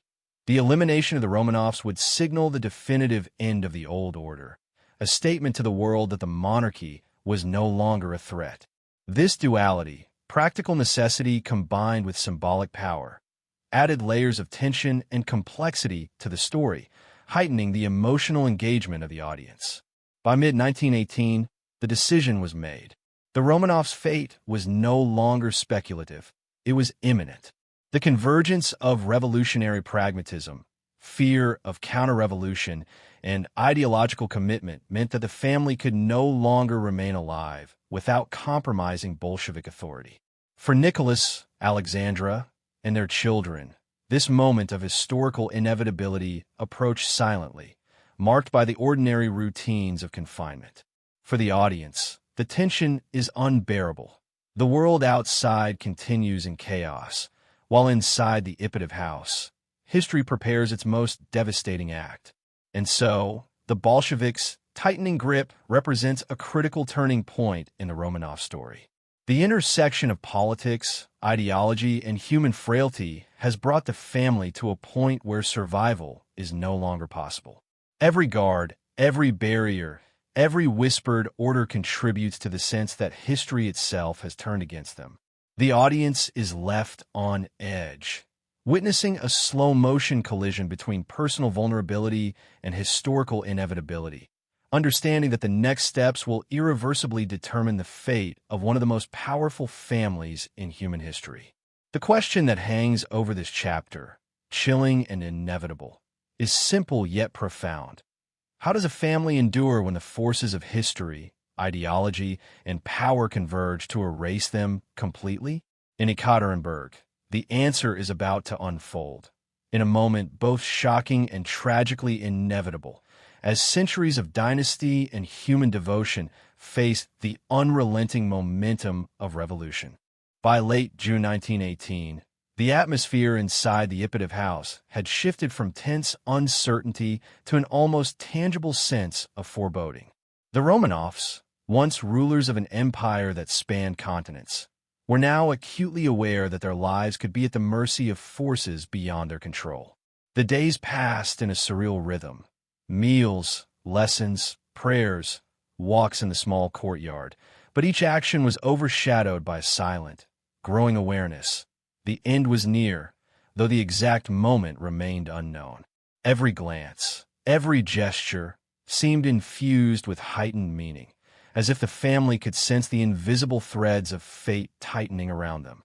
Alexandra's anxiety reached unprecedented levels. Her devotion to her children, especially fragile Alexei, was absolute, and each hour of confinement added to her fear. The boy's hemophilia, always a source of tension, now loomed larger than ever. She clung to rituals, prayers, and small acts of domestic control in an effort to preserve normalcy. Yet even these acts of love could not shield them from the forces gathering outside the house. Alexandra's faith, once bolstered by memories of Rasputin's influence, now stood alone against the encroaching reality of revolution and imminent violence. The children, perceptive despite their youth, sensed the tension. Olga and Tatiana tried to maintain composure, comforting younger siblings Maria, Anastasia, and Alexei with stories, games, and whispered reassurances. Yet even in these moments of innocence, the weight of history pressed heavily. Every knock on the door, every shadow passing a window, reminded them that their world had narrowed to a fragile, imprisoned existence. The audience feels the human stakes profoundly. Childhood innocence, once taken for granted, is now a fragile veneer over the chilling reality of imprisonment. Nicholas II, the once absolute Tsar, faced his helplessness with a mixture of stoicism and despair. He understood that appeals to reason or mercy were likely futile, that the machinery of revolution was indifferent to personal loyalty, family devotion, or past service. The abdication, which had removed him from power, now left him with a singular responsibility, protecting his family as best he could, even as the world outside became increasingly hostile. His presence, once commanding armies and empires, now served primarily to comfort and organize the family within the claustrophobic confines of the house. Every decision he made carried an emotional weight far beyond its practical consequence. The Bolsheviks, aware of the Romanovs' symbolic power, continued to consolidate their control over the city and the family. Guards were vigilant, routines were enforced strictly, and any unauthorized communication with the outside world was forbidden. The tension in the air was palpable. Revolutionaries feared that even a minor lapse could spark a counter-revolutionary rescue or create a political scandal that would undermine Bolshevik authority. Every action by the family was scrutinized, every reaction catalogued, and every potential threat weighed meticulously. For the audience, the suspense is almost unbearable. History's most famous family is trapped, observed, and powerless, while political forces plan in secrecy beyond their comprehension. During these final days, small details acquired immense significance. A servant's hesitant glance, a guard's unusual behavior, or a minor disruption in routine became potential omens. Alexandra clung to her children more tightly, attempting to shield them from fear even as she herself trembled with anticipation. Nicholas tried to maintain calm, yet he could not hide the silent dread that pervaded the house. For the audience, these seemingly mundane details create tension by highlighting the contrast between ordinary domestic life and the extraordinary historical circumstances pressing down upon them. The psychological torment was compounded by uncertainty. The family had little knowledge of the political machinations outside their walls. Who would decide their fate? When would it occur? How would it happen? These questions, unanswered yet omnipresent, created a constant undercurrent of anxiety that penetrated every conversation, every meal, and every attempt at leisure. Even private moments, reading, sewing, or simply sitting together, were overshadowed by the invisible weight of impending violence. The audience feels the slow, relentless accumulation of dread, understanding that history is poised to strike. Communication with the outside world, limited as it was, provided occasional glimpses of the danger looming over them. Nicholas received reports of the advancing White Army, skirmishes in nearby territories, and Bolshevik debates over the family's fate. Alexandra, desperate for reassurance, clung to letters and accounts from loyalists, hoping for a sign of protection or intervention. Yet these fragments of information were more frightening than comforting. They confirmed that the Romanovs' captivity was not arbitrary, but the result of deliberate revolutionary calculation. Every report increased the sense that history's momentum was unstoppable. The family's spiritual life became a focal point during these days. Prayer, reflection, and the reading of sacred texts offered solace in a world increasingly defined by fear. Alexandra's devotions, in particular, became intense and almost ritualistic, as if invoking divine protection could alter the course of history. Nicholas, too, sought spiritual guidance, attempting to reconcile the unfolding tragedy with a sense of duty and faith. These practices underscore the human element of the Romanov story. Even as history presses inexorably toward violence, they cling to rituals, beliefs, and relationships that define their humanity. The guards themselves contributed to the atmosphere of suspense. Some were loyal, some indifferent, and others quietly sympathetic, yet all operated within the rigid hierarchy imposed by Bolshevik authorities. Their presence was constant, sometimes intimidating, and occasionally unpredictable. Small gestures, such as a guard lingering near a window or a subtle change in routine, could be interpreted as signals of forthcoming action. The audience, aware of the historical trajectory, experiences a heightened tension. Every minor detail within the house foreshadows the approaching climax, amplifying the emotional engagement. As the days passed, the Romanovs' psychological state oscillated between hope and dread. They continued to perform daily routines, comfort one another, and seek solace in faith, yet the shadow of impending violence grew heavier with each passing moment. The silent acknowledgement of their vulnerability intensified the emotional stakes, creating a narrative that is both historically accurate and deeply human. The audience is drawn into the suffocating tension, experiencing not only the historical inevitability of the events, but also the personal agony of a family trapped by forces beyond their control. The stage was now set for the inevitable confrontation. Every aspect of life within the Ippative house, the routines, the surveillance, the spiritual devotion, the maternal anxiety, and the children's innocent awareness, combined to create a tension so profound that it seemed to vibrate in every room. The audience senses the inevitability of history. The Romanovs, for all their resilience and devotion, are approaching the final, tragic act of their story. And so, the The final days in Ekaterinburg are defined by the collision of human vulnerability and historical inevitability. The family's courage, love, and devotion contrast sharply with the ruthless momentum of revolution, creating a narrative tension that is both emotionally gripping and historically compelling. The question that haunts this chapter is unavoidable. Can humanity, faith, and familial love withstand the unstoppable force of history? The answer, as the audience knows, will be devastatingly clear. The evening of July 16th, 1918, descended over Ekaterinburg with an eerie stillness, as if the city itself sensed the terrible events about to unfold. Within the Ipatiev house, the Romanovs carried on their routines, unaware, or perhaps unwilling to confront, the full weight of what the night would bring. Meals were eaten quietly, prayers whispered, and the children played or rested under the vigilant but distant gaze of the guards. Outside, the streets were hushed, the revolutionary forces tightening their grip, preparing to erase the last vestiges of imperial authority in a single, decisive act.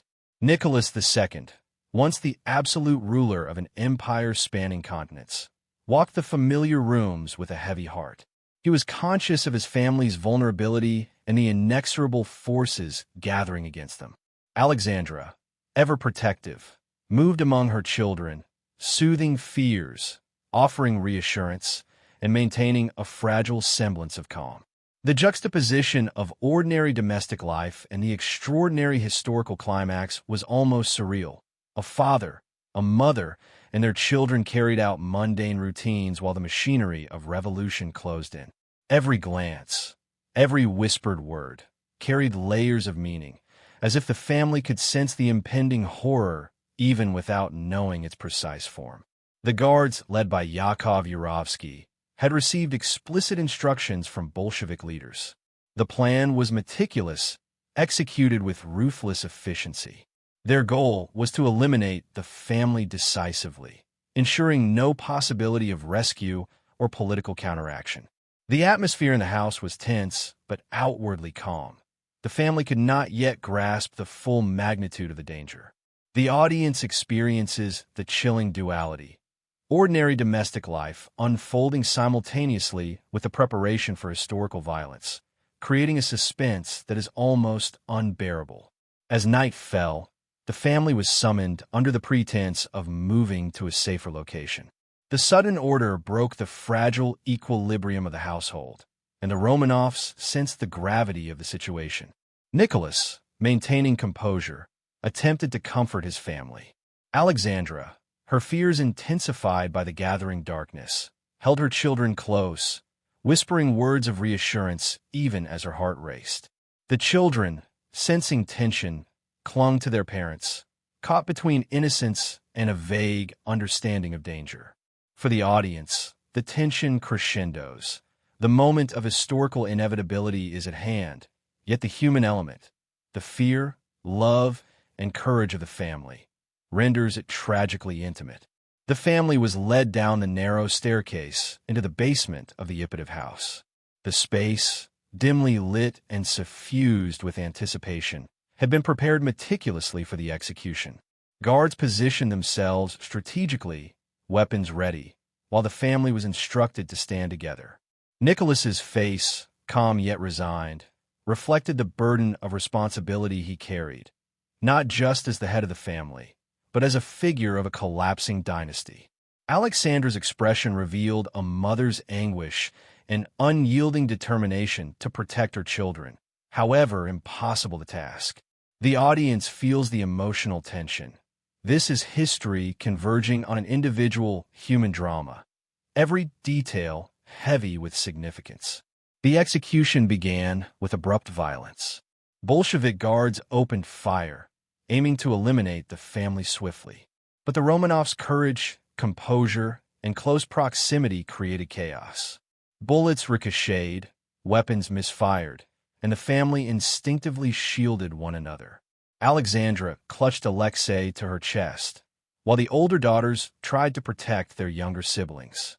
Nicholas, steadfast in his duty, attempted to maintain order and minimize panic. The intended efficiency of the plan faltered in the face of human instinct, love, and the unpredictable physics of violence. The audience experiences a raw mix of fear, shock, and awe. Even in the face of overwhelming force, human bonds persist, tragically defying simple historical narratives. Amid the chaos, the executioners resorted to close-range weapons to finish the task. Accounts suggest that the family's bravery and composure were remarkable, even in the face of certain death. Alexandra reportedly tried to shield her children as long as possible, whispering reassurances even as the violence intensified. The children, some still clutching dolls or small toys, faced the incomprehensible with a mixture of fear, confusion, and instinctive reliance on parental protection. The audience witnesses a harrowing intersection of innocence, courage, and human vulnerability against the stark backdrop of ideological ruthlessness. The psychological dimension of the event is as striking as the physical violence. The family's dignity, resilience, and composure transformed a brutal act into a profound narrative of human courage. Nicholas, for instance, reportedly faced the end with calm and a focus on the safety of others, demonstrating leadership even in powerlessness. Alexandra's protective instincts, combined with her spiritual devotion, created moments of intimate heroism that stand in stark contrast to the cruelty surrounding them. For the audience, these details humanize the tragedy.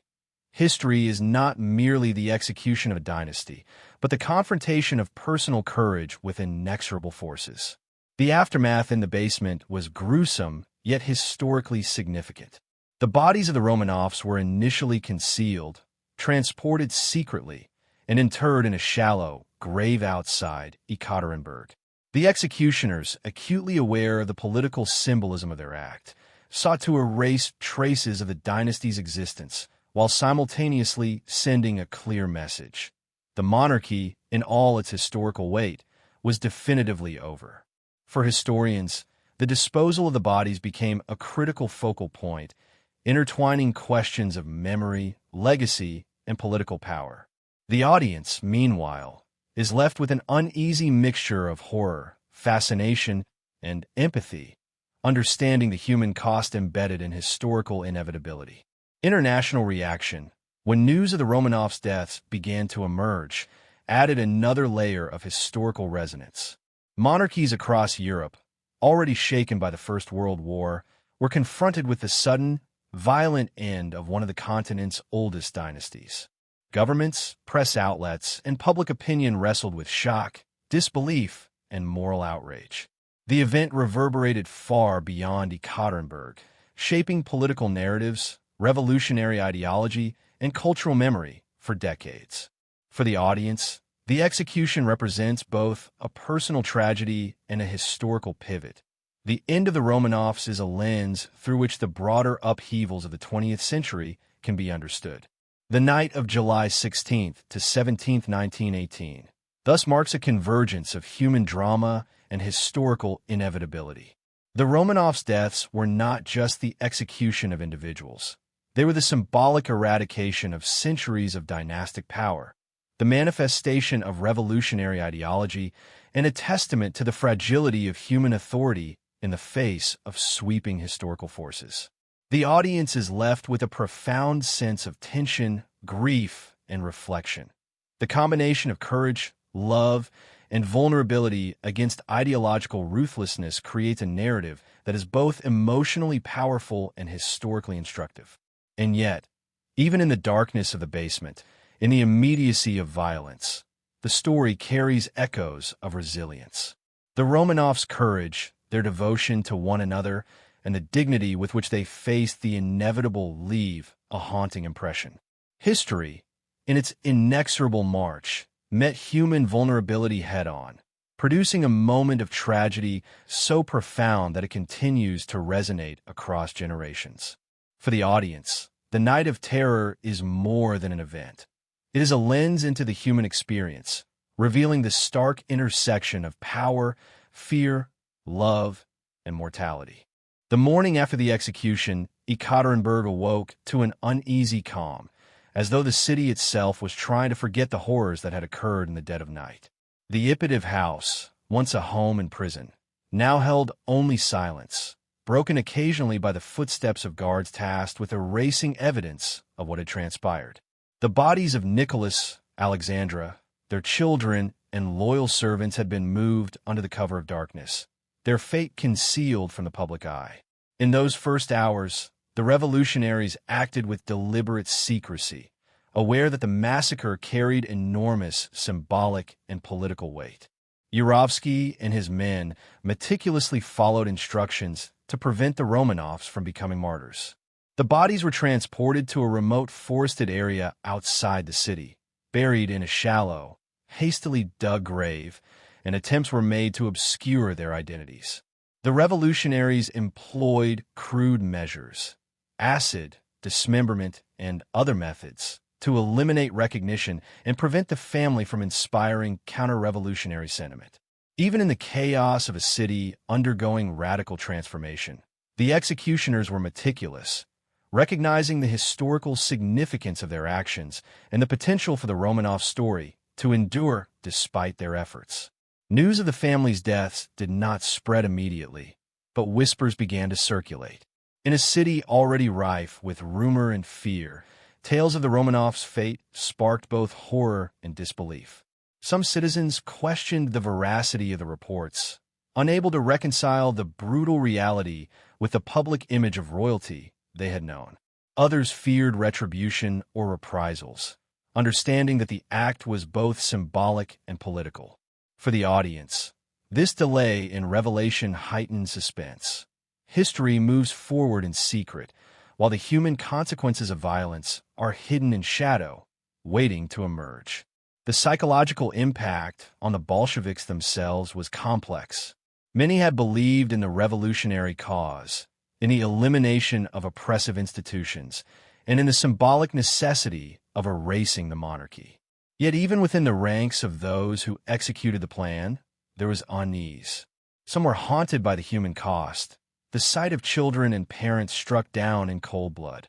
Others rationalized the act as necessary to secure the revolution. This tension between ideology and conscience adds depth to the narrative, revealing that historical events are not merely mechanical, but are shaped by human emotions, beliefs, and contradictions. Outside Russia, the first reports of the Romanovs' deaths sent shockwaves through Europe. Monarchies, governments, and public opinion were stunned. The Romanovs have been one of the most prominent royal families on the continent, their lineage entwined with nearly every royal house of Europe. The news was not merely tragic, it was incomprehensible. Letters, telegrams, and news reports struggled to convey the magnitude of the event. The audience feels the global resonance of the tragedy. The execution of a single family reverberates across borders, shaping perceptions of revolution, authority, and the vulnerability of even the most powerful individuals. Amid the global reaction, rumors of survival began to emerge. Stories circulated of possible escapes, secret hideaways, or children who had miraculously survived the massacre. Some were fueled by desperation and hope, others by intrigue and opportunism. These tales, often contradictory and unverified, added a layer of mystery to the Romanov story that would persist for decades. The most famous of these rumors concerned Anastasia, whose alleged survival captured imaginations worldwide. For the audience, these whispers blur the line between historical fact and myth, creating a compelling tension between truth, legend, and human longing for hope amid horror. Within the Soviet Union, the secrecy surrounding the Romanovs' deaths became an instrument of control. Knowledge of the execution was tightly managed, and public acknowledgement was delayed to prevent the family from becoming a rallying point for anti-Bolshevik sentiment. The narrative constructed by revolutionary authorities framed the Romanovs as symbols of a discredited and oppressive regime, justifying the brutal elimination. For historians and viewers alike, this period illustrates how the interpretation of events can be manipulated, shaping memory, identity, and collective understanding of history. The first discovery of the grave, decades later, revealed the consequences of both secrecy and human error. Bodies, initially hidden and partially destroyed, provided evidence of the execution while simultaneously preserving the mystery.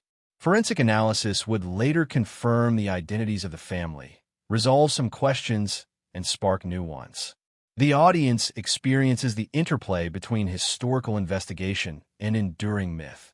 The past, though violent and concealed, cannot be entirely erased, and the human desire for understanding drives the pursuit of truth across generations.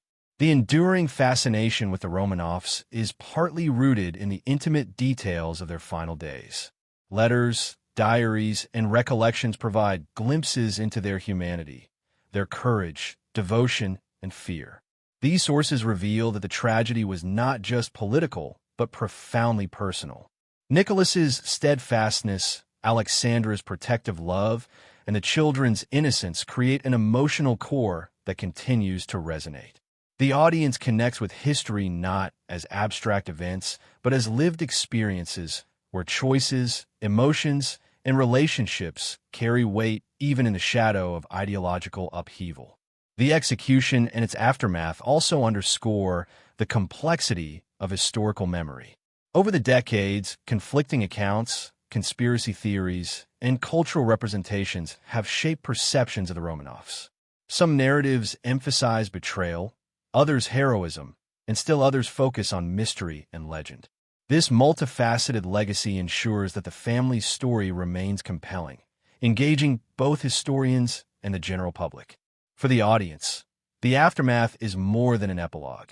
It is a lens through which questions of memory, identity, and justice can be explored. And yet, even in the face of erasure, secrecy, and myth-making, the Romanovs' story endures. The shallow grave, once a site of attempted concealment, has become a symbol of the intersection between personal tragedy and historical inevitability. The children's lives, the parents' devotion, and the ruthless efficiency of the executioners converge to create a narrative that is emotionally gripping and historically instructive. The audience is left with a haunting reflection. History is both shaped by ideology and haunted by the human experiences it seeks to control, and the Romanovs' tragedy exemplifies this intersection in its most poignant form. As whispers of survival persisted, and as the world slowly absorbed the shocking reality of the Romanovs' deaths, the stage was set for the enduring fascination that would define their legacy. The combination of brutality, secrecy, and human courage created a story that transcends simple historical recounting.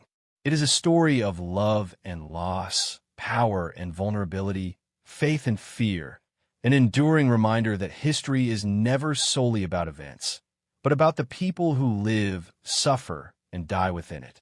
For decades, the fate of the Romanovs remained shrouded in mystery. Official accounts were sparse, rumors of survival flourished, and the secrecy imposed by the Soviet authorities ensured that the truth remained buried, both literally and figuratively. Yet history, as relentless as it is, has a way of emerging from the shadows. By the late 20th century, curiosity, forensic science, and the persistence of investigators would finally bring clarity to one of the most haunting mysteries of modern history, the discovery of the Romanovs' remains. In 1979, a group of amateur historians and former officials began investigating reports of a secret grave outside Ekaterinburg. The location, long whispered about in local lore and survivor testimonies, was in the dense forest of Gananayama, a site that had been used by the Bolsheviks to conceal the evidence of their ruthless act. Initial surveys yielded fragmented and poorly preserved remains, reflecting both the passage of time and the deliberate attempts to obliterate traces of the family. Even in this partially destroyed state, the discovery electrified the historical community, hinting at the possibility of finally confirming the Romanovs' fate. The process of identification was painstaking. Forensic experts relied on skeletal analysis, dental records, and historical documentation to piece together the identities of the victims. Mitochondrial DNA analysis, which was a groundbreaking technique at the time, eventually provided definitive confirmation. The remains of Nicholas II, Alexandra, and 3 of their 5 children, Olga, Tatiana, and Maria, were identified with scientific certainty.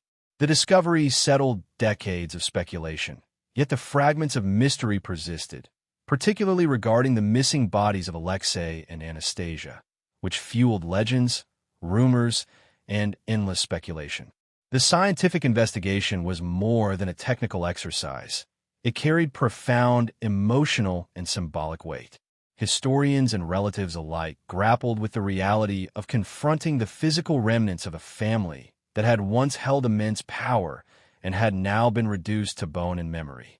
The audience, drawn into the narrative, feels the tension between historical fact and human empathy. This discovery was not just about identifying remains. It was about bridging centuries of silence, secrecy, and unanswered questions. Public interest surged as news of the discovery spread. For many, the confirmation of the Romanovs' deaths offered a sense of closure. For others, it sparked renewed fascination with the drama, intrigue, and tragedy of the imperial family. Cultural narratives, films, books, and documentaries proliferated, each exploring different facets of the story. From political upheaval to human courage, from the brutality of execution to the enduring myths of survival. The audience witnesses how history, once hidden, can resurface with both clarity and mystery, reshaping collective memory. Religious and cultural significance added another dimension to the discovery. The Russian Orthodox Church canonized the Romanovs as martyrs in 2000, emphasizing their faith, devotion, and the brutal circumstances of their deaths. This act of recognition transformed the historical narrative into a spiritual story, adding layers of meaning that extended beyond politics and ideology. The audience begins to appreciate the multiple dimensions of history: political, personal, scientific, and spiritual, all converging in the unearthing of the Romanovs' remains. Despite the breakthroughs, questions lingered. The exact circumstances of each family member's final moments, the full scope of the executioner's intentions, and the fate of the 2 missing children, Alexei and Anastasia, remained partially unresolved. This incomplete picture perpetuated mystery, ensuring that the story continued to captivate historians, investigators, and the general public alike. The audience experiences a blend of resolution and suspense. The past has been partially illuminated, yet shadows remain, inviting reflection, speculation, and continued inquiry. The discovery of the remains also prompted reflection on the nature of memory and historical preservation. Generations had grown up with fragmented accounts, rumors, and artistic interpretations of the Romanovs' tragedy. The ability to confirm the identities of the victims allowed historians to separate fact from fiction, yet also highlighted how narratives are shaped by what is lost, concealed, or mythologized. The audience is reminded that history is both constructed and discovered. Each revelation carries implications for how we understand the past, interpret human behavior, and grapple with the ethical dimensions of power and violence. The scientific work was complemented by memorialization. A cathedral was erected near the site of the original burial, and the remains were reinterred in St. Petersburg with solemn ceremony. Families, historians, and dignitaries attended, recognizing the historical, emotional, and spiritual significance of the act. The narrative of the Romanovs transitioned from secrecy and tragedy to commemoration and reflection, allowing the audience to see how memory, reverence, and historical investigation intersect to preserve human stories across generations. The discovery also sparked a deeper exploration of the political context.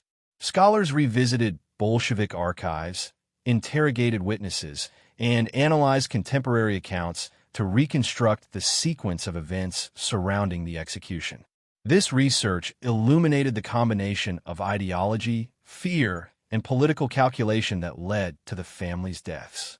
The audience gains insight into the complexity of historical causality. The Romanovs' tragedy was not merely the result of revolutionary fervor, but of deliberate choices made within a tense, dangerous, and ideologically charged environment. Cultural fascination with the story continues to this day. From films and novels to documentaries and scholarly works, the Romanovs' legacy is both instructive and emotionally resonant. The blend of human tragedy, political intrigue, and enduring mystery ensures that each retelling carries weight. The audience is reminded that history is alive. The unearthing of the Romanovs remains not only resolve some mysteries, but also open new avenues for understanding the human and historical dimensions of the story. And so, the discovery of the Romanovs represents more than the identification of bones. It is the reclamation of a narrative suppressed for decades, a confrontation with the human cost of political upheaval, and a testament to the enduring power of memory. The audience is left with both closure and contemplation. The tragedy has been illuminated by science, but the emotional and moral resonance persists, reminding us that the past is never fully gone, and history continues to shape our understanding of courage, vulnerability, and the forces that define human existence. Even after the discovery and identification of the Romanovs' remains, a shadow of doubt lingered, especially surrounding the youngest children, Alexei and Anastasia. From the moment the executions were carried out, whispers of possible survival had spread, rumors fueled by hope, desperation, and a human desire for miracles amid tragedy. These stories would endure for decades, weaving themselves into the fabric of culture, literature, and collective imagination. The audience is immediately drawn into the tension between historical fact and enduring myth, experiencing the interplay of evidence and fantasy that has defined the Romanovs' legacy. The earliest rumors of survival were often contradictory and emotionally charged. Some claimed that Anastasia had been spirited away by loyalists in the chaos of the night, hidden in secret locations far from Ekaterinburg. Others suggested that Alexei, due to his frail health and the confusion during the execution, had somehow escaped with the aid of sympathetic guards. Letters and testimonies, some genuine, some fabricated, circulated among European nobility and émigré communities, keeping alive the hope that at least a fragment of the Romanov dynasty might endure. For the audience, this duality between historical record and hopeful fantasy adds layers of intrigue and emotional resonance, creating a story that is both heartbreaking and tantalizing. Among the most famous figures in this web of myth was Anna Anderson, a woman who claimed to be Anastasia and captured international attention for decades.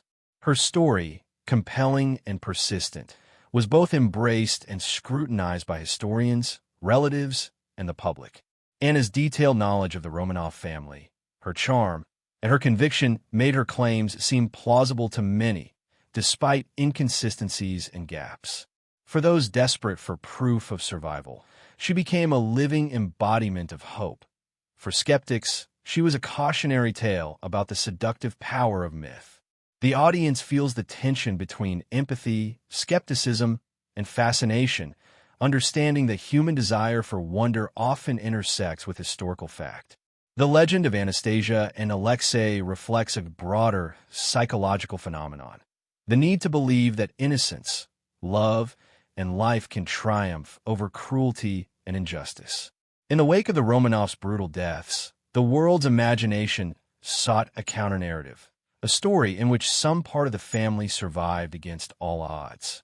Folklore, novels, films, and plays seized upon this idea, romanticizing survival and creating a narrative tension between reality and wishful thinking. For viewers, this phenomenon demonstrates how history can inspire stories that transcend documentation, evolving in a myth while remaining rooted in real tragedy. Even within historical scholarship, the mystery was compelling. Investigators and journalists examined the execution records, eyewitness accounts, and forensic evidence, weighing the possibility of survival against overwhelming proof of death. Each investigation, while increasingly definitive, faced the challenge of human emotion. The stories of survivors persisted not merely as miscommunication or fraud, but as symbols of hope and resistance. The audience is invited to understand the dynamic tension between empirical evidence and the human inclination toward belief in miracles, a tension that fuels fascination across generations. As forensic science advanced in the late 20th and early 21st centuries, DNA testing ultimately resolved the mystery. Mitochondrial DNA analysis confirmed the identities of the entire Romanov family, including Alexei and the youngest daughter, Anastasia. This scientific breakthrough shattered decades of speculation, putting an end to the most famous survival myths. Yet, even with absolute proof, the cultural resonance of the stories persisted. The legends, after all, were not just about physical survival. They were about hope, endurance, and a longing for justice in a world scarred by cruelty. The audience experiences a unique mixture of closure and nostalgia. The truth illuminates the past, yet the myths continue to inspire imagination and emotion. The endurance of these myths also highlights the role of narrative in human history. Survival stories, especially those set against unimaginable tragedy, serve as vessels for collective emotion. In the case of the Romanovs, the speculation surrounding Anastasia and Alexei reflected society's struggle to process both grief and injustice. These legends allowed individuals and communities to grapple with the enormity of violence and loss, creating a psychological space in which hope could persist even in the face of overwhelming evidence to the contrary. The audience is reminded that history is not merely a catalog of facts. It is a living conversation between reality, memory, and imagination. The fascination with the Romanovs' survival also influenced culture in profound ways. Films, plays, novels, and musicals, ranging from romanticized adventure stories to darker, psychological explorations, took creative liberties with the narrative, often focusing on the imagined experiences of Anastasia or Alexei. These stories emphasized courage, cleverness, and resilience, transforming historical figures into archetypes of human endurance. For the audience, the appeal is both emotional and intellectual. Myth and history intertwine, encouraging reflection on the ways we construct meaning from tragedy and humanize events that might otherwise remain abstract. Despite the scientific resolution, the legends of Anastasia and Alexei continue to captivate public imagination. Museums, memorials, and historical exhibitions often include discussions of the myths alongside verified history, acknowledging that the stories themselves are a cultural artifact. This blending of truth and myth underscores a central tension in historical storytelling. The past is both known and unknowable, documented and interpreted, factual and imaginative. The audience engages with this duality, experiencing the Romanov story as both a historical narrative and a living cultural legend. The persistence of these myths also reflects a universal human experience, the desire for continuity, for fragments of innocence and love to survive in a world defined by cruelty and chaos. Anastasia and Alexei became symbols not only of royalty, but of human hope. Even in death, their story challenged despair, inviting generations to imagine possibilities beyond the documented reality. For the audience, the legends highlight an essential truth. The human heart often clings to hope as fiercely as history clings to fact, and the interplay between the two shapes our understanding of both past and present. And so, the mystery of survival, though ultimately resolved by science, remains a testament to the enduring power of narrative, belief, and imagination. The Romanov story, with its combination of documented tragedy and whispered hope, continues to captivate audiences worldwide. The legends of Anastasia and Alexei, whether true or imagined, reflect the universal human need to seek light in darkness, courage in despair, and continuity in the face of annihilation. The audience is left contemplating the enduring intersection of myth, history, and emotion. Even in the certainty of death, stories of survival persist, reminding us that memory, hope, and imagination can defy even the most brutal forces of history. The Romanov story, from their opulent beginnings to their tragic end, has transcended the boundaries of history books to become a cornerstone of Russian cultural memory. Even decades after the execution, their legacy resonates in literature, art, film, and popular imagination, illustrating how the past can shape identity and collective consciousness. The fascination with the family is not merely historical. It is emotional, symbolic, and in many ways, spiritual. The audience is drawn into a world where history and memory intersect, creating narratives that are as compelling for their human drama as for their political significance. In Russian literature, the Romanovs often appear as figures of tragic grandeur. Writers explore their lives through the lens of human vulnerability and moral tension, emphasizing themes of power, loyalty, and fate. Novels and biographies delve into Nicholas II's sense of duty, Alexandra's deep religiosity, and the children's innocence, transforming historical events into intimate portraits of human struggle. These works highlight the tension between public responsibility and private life, showing how immense historical pressures collided with profoundly personal experiences. For the audience, this literary exploration humanizes a family often seen through the prism of monarchy, making their story relatable and emotionally resonant. Visual arts and film have also played a critical role in shaping the Romanovs' legacy. Paintings, cinematic portrayals, and documentaries frequently focus on the dramatic contrasts of their lives. The glittering courts of St. Petersburg versus the claustrophobic confinement in Ekaterinburg. Directors and artists use light, shadow, and symbolism to convey the emotional intensity of the family's experience. Alexandra's maternal devotion, Nicholas's quiet resignation, and the children's fragile innocence are rendered with a cinematic intensity that resonates with audiences.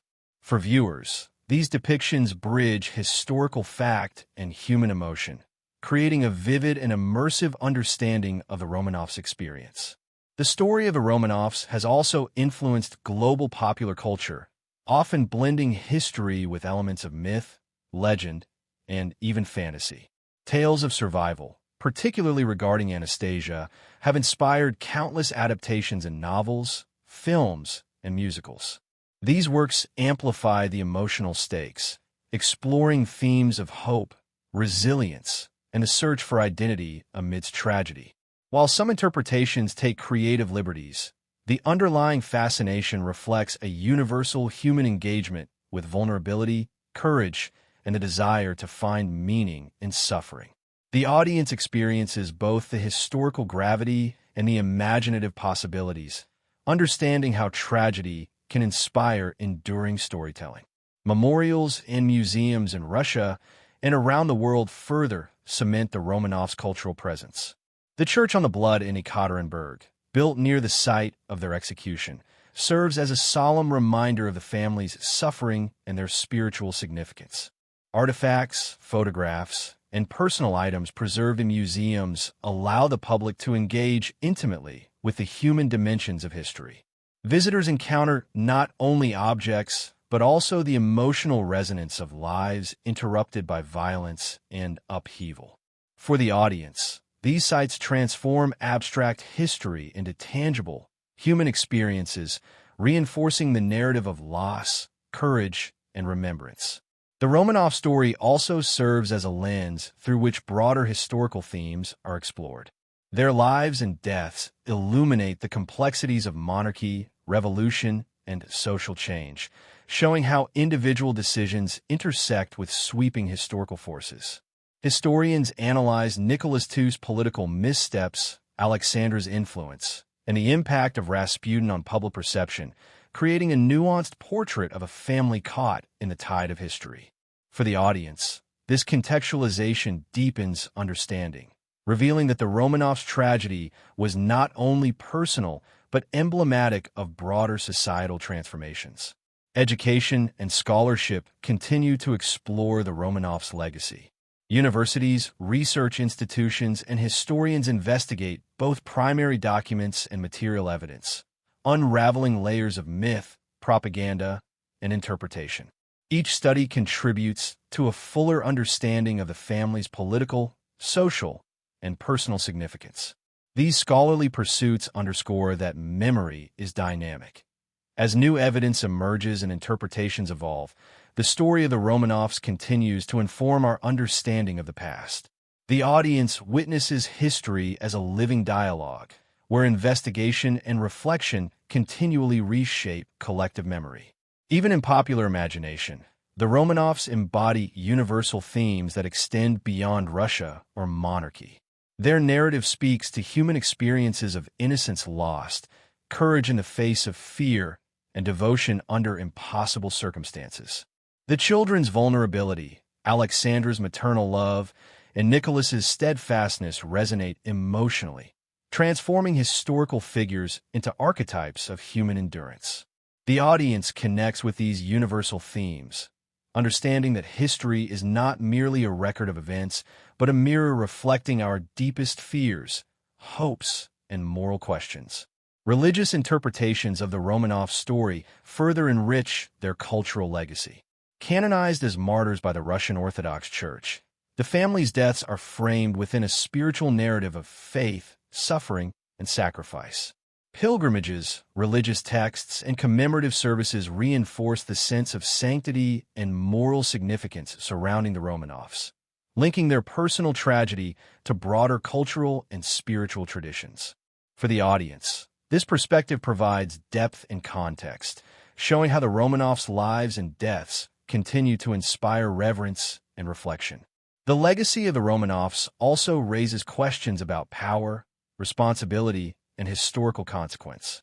The family's fate illustrates how personal decisions, political miscalculations, and social upheaval can converge with catastrophic results. Nicholas II's commitment to duty, Alexandra's influence, and the children's innocent vulnerability highlight the human cost of systemic change. These lessons continue to resonate, offering reflections on leadership, morality, and the unpredictability of historical events.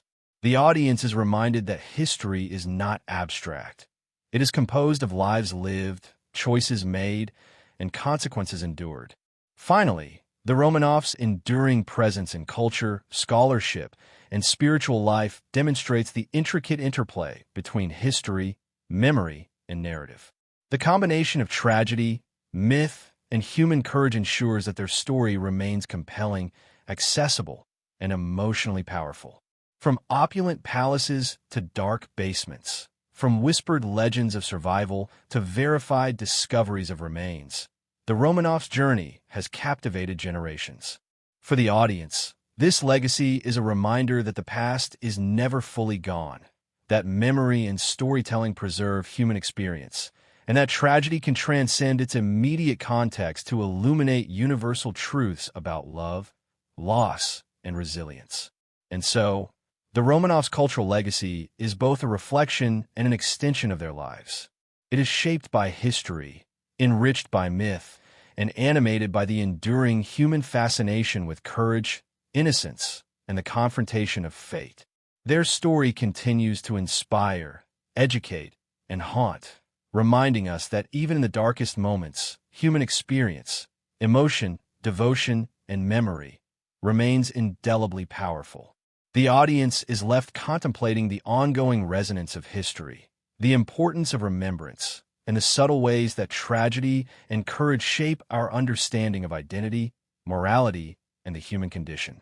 As the 20th century drew to a close, historians and scientists began to revisit the story of the Romanovs with renewed vigor.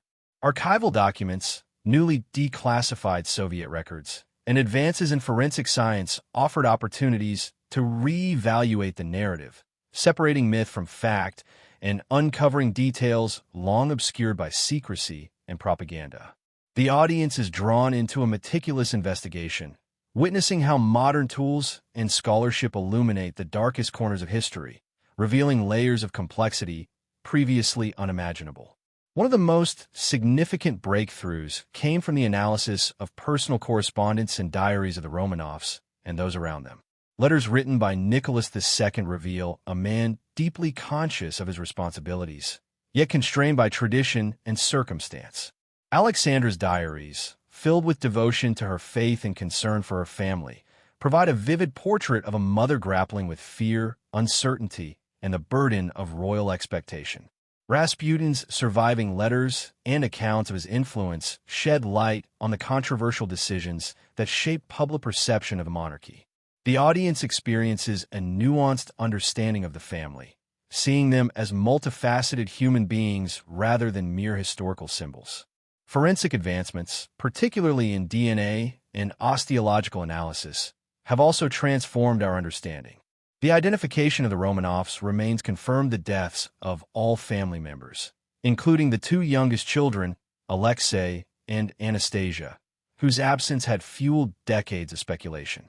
Analysis of skeletal trauma, bullet trajectories, and other forensic details provides chilling insights into the execution itself, offering a more precise reconstruction of the event. For the audience, these findings bring both closure and emotional impact, illustrating the brutal reality of historical events while honoring the humanity of those involved. Modern historians have also explored the political context with greater clarity. The Romanovs were victims not merely of revolution, but of a complex web of social, economic, and military crises. Nicholas II's indecisiveness in the face of World War I, Alexandra's controversial influence, and the spread of revolutionary ideology converged to create conditions in which the monarchy's fall became almost inevitable. Yet, the personal dimension, the family's courage, loyalty, and resilience, remains central to the story, reminding viewers that history is always both structural and deeply human. Recent discoveries have further enriched our understanding of the execution and its aftermath. Items associated with the Romanovs, including personal effects, remnants of clothing, and letters hidden by loyalists, have surfaced in museums and private collections. These artifacts provide tangible connections to the past, allowing historians and audiences to engage directly with history rather than through abstract narrative. The emotional resonance is profound. A child's toy, a mother's letter, or a discarded button becomes a conduit for empathy, connecting modern observers to the lived experiences of a family whose lives were brutally cut short. Another area of contemporary analysis focuses on the executioners themselves. Yurovsky and his men, once obscure figures, are now studied as agents of ideological violence, operating within a revolutionary framework that justified extreme measures. Their accounts, combined with Soviet archival materials, reveal a calculated and deliberate plan tempered by human error and unpredictability. The audience gains insight into the psychological and moral dimensions of historical actors, understanding that history is shaped not only by ideals, but by fear, ambition, and circumstance. Global perspectives on the Romanovs have also evolved. Scholars from Europe, North America, and Russia collaborate to reconcile differing accounts, compare archival sources, and reinterpret evidence. This international approach highlights the universal fascination with the Romanovs, emphasizing themes of power, family, and vulnerability that resonate far beyond Russia's borders. For the audience, this perspective situates the Romanovs within a broader human context, demonstrating that their story is simultaneously national, global, and deeply personal. Modern media has played a crucial role in reviving interest and fostering understanding. Documentaries, historical novels, and digital reconstructions bring the story to life with unprecedented detail. Audiences can virtually walk through the Ipatov house, see the ceremonial spaces of the Romanovs' palaces, and even trace the locations of key events with historical accuracy. This technological engagement transforms history from static knowledge into immersive experience, deepening emotional connection and understanding. The audience not only learns but also feels the weight of history, experiencing both its grandeur and its tragedy. The intersection of myth and modern scholarship remains a compelling feature of the Romanov story. While forensic science confirms historical truths, the legends of Anastasia's survival, secret escapes, and hidden treasures continue to captivate imagination. Scholars analyze these myths not merely to debunk them, but to understand their psychological and cultural significance. The audience is invited to appreciate the human need for hope, wonder, and meaning, even amid historical catastrophe. These myths coexist with evidence, illustrating that history is as much about narrative and interpretation as it is about fact. Furthermore, Modern historical analysis emphasizes the Romanovs' role as symbols of both caution and inspiration. Their story illustrates the dangers of absolute power, the vulnerability of innocence, and the ethical consequences of political upheaval. At the same time, their courage, devotion, and resilience offer enduring lessons about human dignity, familial bonds, and moral steadfastness. The audience experiences the duality of history. It is a warning, a reflection, and a source of emotional and ethical insight. Finally, revisiting the Romanovs in contemporary scholarship allows us to reflect on memory itself. How do societies remember trauma? How do myths shape identity? What does the persistence of fascination with the Romanovs tell us about our collective engagement with history? The audience is led to contemplate not only the events themselves, but also the ways in which history is preserved, interpreted, and emotionally experienced. The Romanov story becomes a mirror reflecting both the past and the enduring human desire to make sense of suffering, heroism, and loss. And so, modern analysis and new discoveries have revitalized the Romanovs' narrative, offering a richer, more nuanced understanding of their lives, deaths, and legacy. The blending of forensic science, historical research, and cultural interpretation ensures that their story remains alive, relevant, and emotionally powerful. For the audience, this section underscores a vital truth.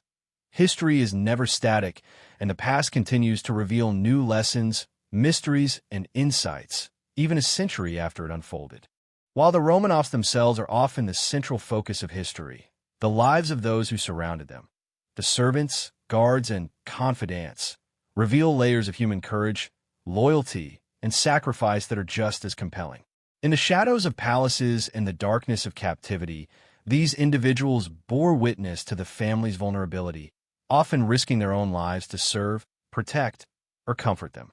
Their stories provide a poignant reminder that history is shaped not only by rulers and revolutionaries, but also by those who choose humanity in the face of danger. The Ipatiev house, where the Romanovs were held captive, became a stage of quiet heroism. Servants like Anna Demidova, the family's loyal maid, and Alexei's tutor, Pierre Gilliard, remained steadfast even as circumstances grew increasingly dire. Their devotion was not motivated by fear, reward, or ideology, but by deep personal attachment and a commitment to protect the family they had served for years. The audience is drawn into the tension and suspense of their choices. Every small act of courage carried immense risk, and the stakes were as high as life itself. The final hours before the execution illustrate this loyalty most vividly.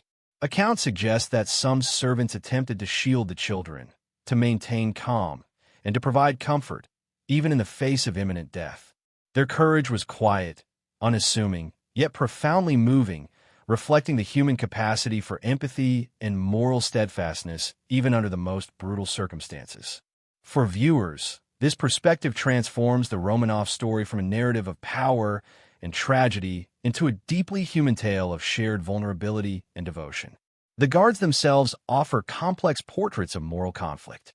Many were ordinary men, caught between ideological duty and innate humanity. Yurovsky, the chief executioner, meticulously planned the murders with cold efficiency, yet his men were reportedly troubled by the brutality and the sight of children dying. Some accounts indicate hesitation, whispered prayers, and moments of internal struggle. This moral ambiguity enriches the narrative, demonstrating that history is rarely black and white. Human behavior in extremis is fraught with complexity, fear, and conscience. The audience is invited to consider the inner lives of those who enact history's most harrowing events. Outside the immediate confines of the Ipatiev house, networks of loyalty and resistance also emerged. Families of the Romanov supporters sometimes hid correspondence, preserved personal items, and maintained clandestine communication with exiled communities. These acts of preservation were small yet profoundly significant, ensuring that the family's story would not vanish entirely in the tides of revolution. The audience gains an understanding of the quiet, often invisible, efforts that protect history, memory, and human dignity against erasure. The courage of the Romanovs' loyalists extends even further. Pierre Gilliard, the Swiss tutor, and his wife, Alexandra, later shared memoirs detailing the family's final months, preserving their memories with precision and empathy. These recollections, written decades after the events, became critical sources for historians and storytellers alike.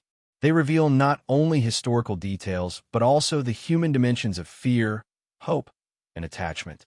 For viewers, these memoirs serve as windows into intimate moments of life under siege, illustrating the power of witness testimony to illuminate both history and humanity. Acts of loyalty and courage were not without personal cost. Many who served the family were later exiled, imprisoned, or marginalized by the new regime. Their sacrifices underscore the human price of allegiance and the ethical complexities of navigating political upheaval. For the audience, this dimension adds tension and emotional resonance. The story is not only about the Romanovs, but also about those who shared their fate and, in doing so, exemplified the resilience of the human spirit. Even small gestures, providing comfort, sharing a meal, or offering a word of reassurance, carry profound significance in the narrative. These actions reflect the power of empathy, moral choice, and relational loyalty amid the machinery of historical tragedy. The audience is reminded that history is made not only by monumental events, but also by everyday courage and the quiet, consistent affirmation of human connection. In the aftermath of the family's deaths, the loyalty of these individuals continued to shape the narrative. Preserving letters, sharing memories, and contributing to historical investigations ensured that the Romanovs' humanity would endure, even as the Soviet regime attempted to suppress their story. This ongoing commitment to truth, memory, and justice illustrates the enduring power of moral courage in shaping collective understanding. The audience sees that heroism is not always loud or celebrated. Sometimes it exists in the meticulous care to remember, record, and honor lives cut tragically short.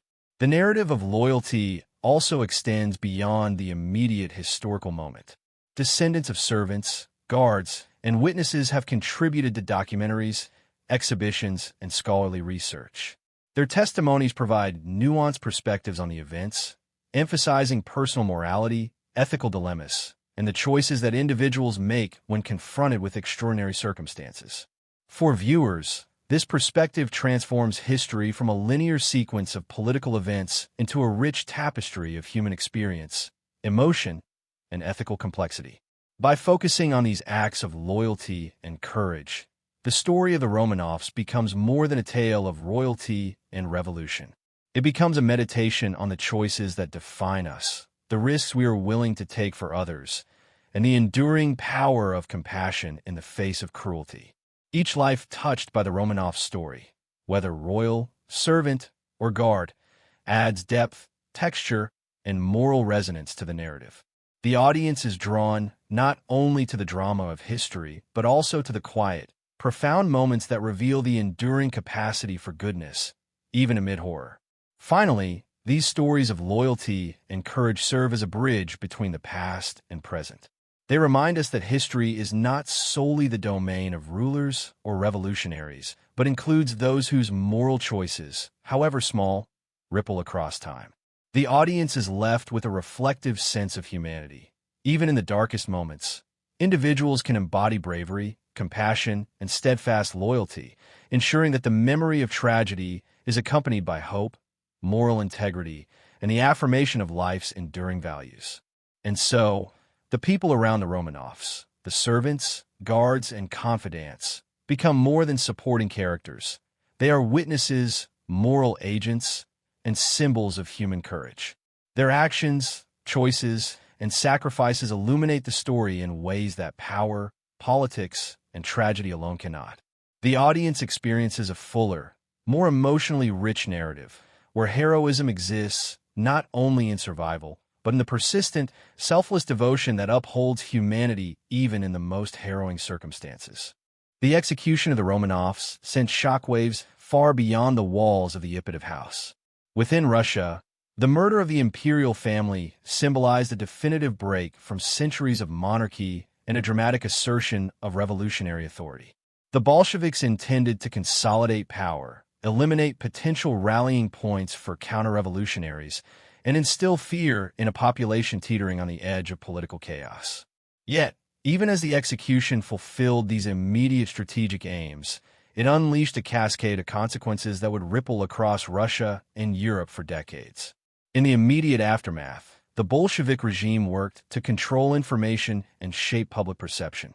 News of the killings was initially suppressed, and rumors circulated widely, creating an atmosphere of uncertainty and fear. By framing the Romanovs as symbols of oppression, the authorities sought to legitimize their actions, portraying the execution as a necessary step to protect the revolution. Propaganda emphasized the narrative of justice, painting Nicholas II and his family not as victims but as remnants of a corrupt, outdated system. For the audience, this tension between fact, interpretation, and manipulation of truth reveals how history is contested even as it is made. Despite these efforts, public reaction was complex. In some quarters, the executions were greeted with relief or indifference, particularly among those who had suffered under autocratic rule or were deeply invested in revolutionary ideals. Yet elsewhere, the killings provoked horror, grief, and outrage. In urban centers, peasants and workers struggled to reconcile the brutal imagery of the family's demise with their daily hardships. Across the countryside, stories of survival and rumor created pockets of hope and resistance.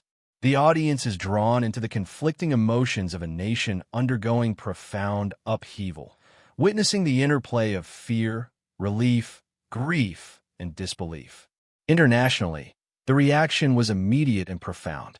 Monarchies across Europe were stunned, viewing the murders not only as an atrocity, but as a destabilizing force on the continent.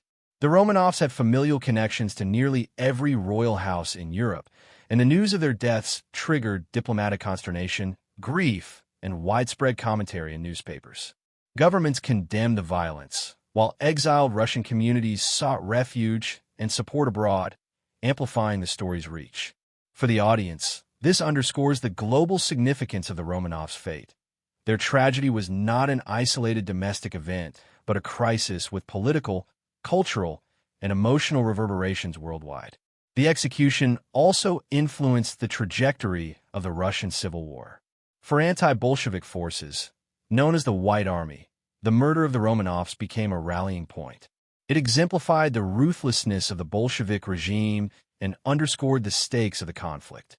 Conversely, the Red Army used the act to consolidate authority, eliminate rivals, and signal their commitment to revolutionary ideology. This dual effect, instilling fear while galvanizing opposition, illustrates the unpredictable consequences of political violence. The audience gains insight into the fragility and volatility of revolutionary moments, where a single act can reshape the strategies, allegiances, and motivations of entire movements. The long-term implications for Russia were equally significant. The absence of the monarchy created a vacuum of authority, ideology, and cultural continuity. Bolshevik policies reshaped the nation's social, economic, and political landscape, but the psychological impact of the Romanovs' execution lingered. Generations grew up under a regime that controlled historical memory, creating a complicated relationship with the past. Public commemoration was forbidden, and discussion of the imperial family was often taboo.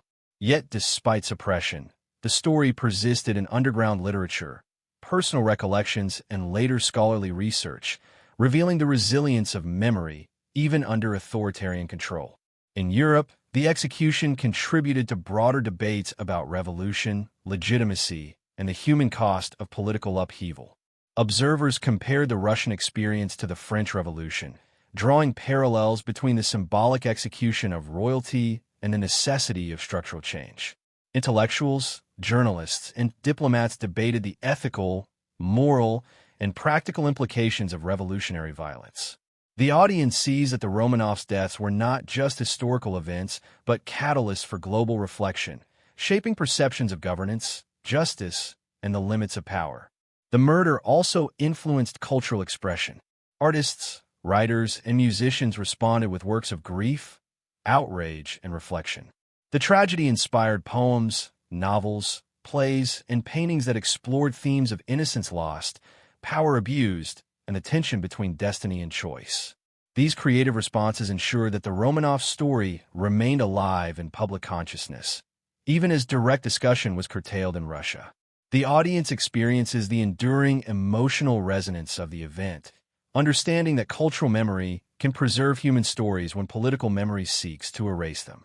As decades passed, the global perception of the Romanovs evolved. With the fall of the Soviet Union, archives opened, previously suppressed documents emerged, and new scholarship reevaluated the events surrounding the family's deaths. Historians were able to contextualize the execution not only as a political act, but as a human tragedy with profound consequences. The audience witnesses the layers of history unfolding over time, appreciating how interpretation, access to information, and societal change reshape understanding of past events. The Romanovs' execution remains a touchstone in discussions of power, morality, and human cost. It exemplifies the tension between revolutionary necessity and ethical responsibility, illustrating how political actions can have both immediate and generational consequences. The audience reflects on the broader implications. The murder of a single family can alter the trajectory of a nation, influence international relations, and provoke enduring emotional and cultural responses. Ultimately, the political aftermath underscores a dual legacy. The Romanovs' death secured the Bolsheviks' immediate authority, but also created enduring controversy, myth, and reflection. Their story illustrates the interconnectedness of personal tragedy and historical consequence, showing that acts of violence reverberate far beyond their immediate context. The audience is left with a profound sense of how history is shaped not only by ideology and strategy, but by human vulnerability, choice, and moral consequence. And so, the political aftermath of the Romanovs' execution demonstrates that history is never static. Decisions made in secrecy, under pressure, or in the name of ideology carry effects that echo across decades and continents. The audience is invited to consider the fragile balance between power and ethics, the costs of revolution, and the ways in which human lives intersect with political imperatives. The Romanov story, in all its tragedy, mystery, and emotional weight, continues to shape our understanding of both history and humanity. The story of the Romanovs is not only a tale of political upheaval and historical consequence. It is a profoundly human narrative, resonating with psychological and emotional dimensions that continue to haunt generations. The execution of a family, particularly one that included young children, leaves a deep imprint on collective memory, shaping perceptions of innocence, vulnerability, and the cost of power. The audience is drawn into the lingering echoes of trauma, feeling the emotional weight of events that extend far beyond the immediate moment. The psychological impact begins with the family itself. Nicholas II, Alexandra, and their children lived under constant tension, fear, and uncertainty in the months leading up to their deaths.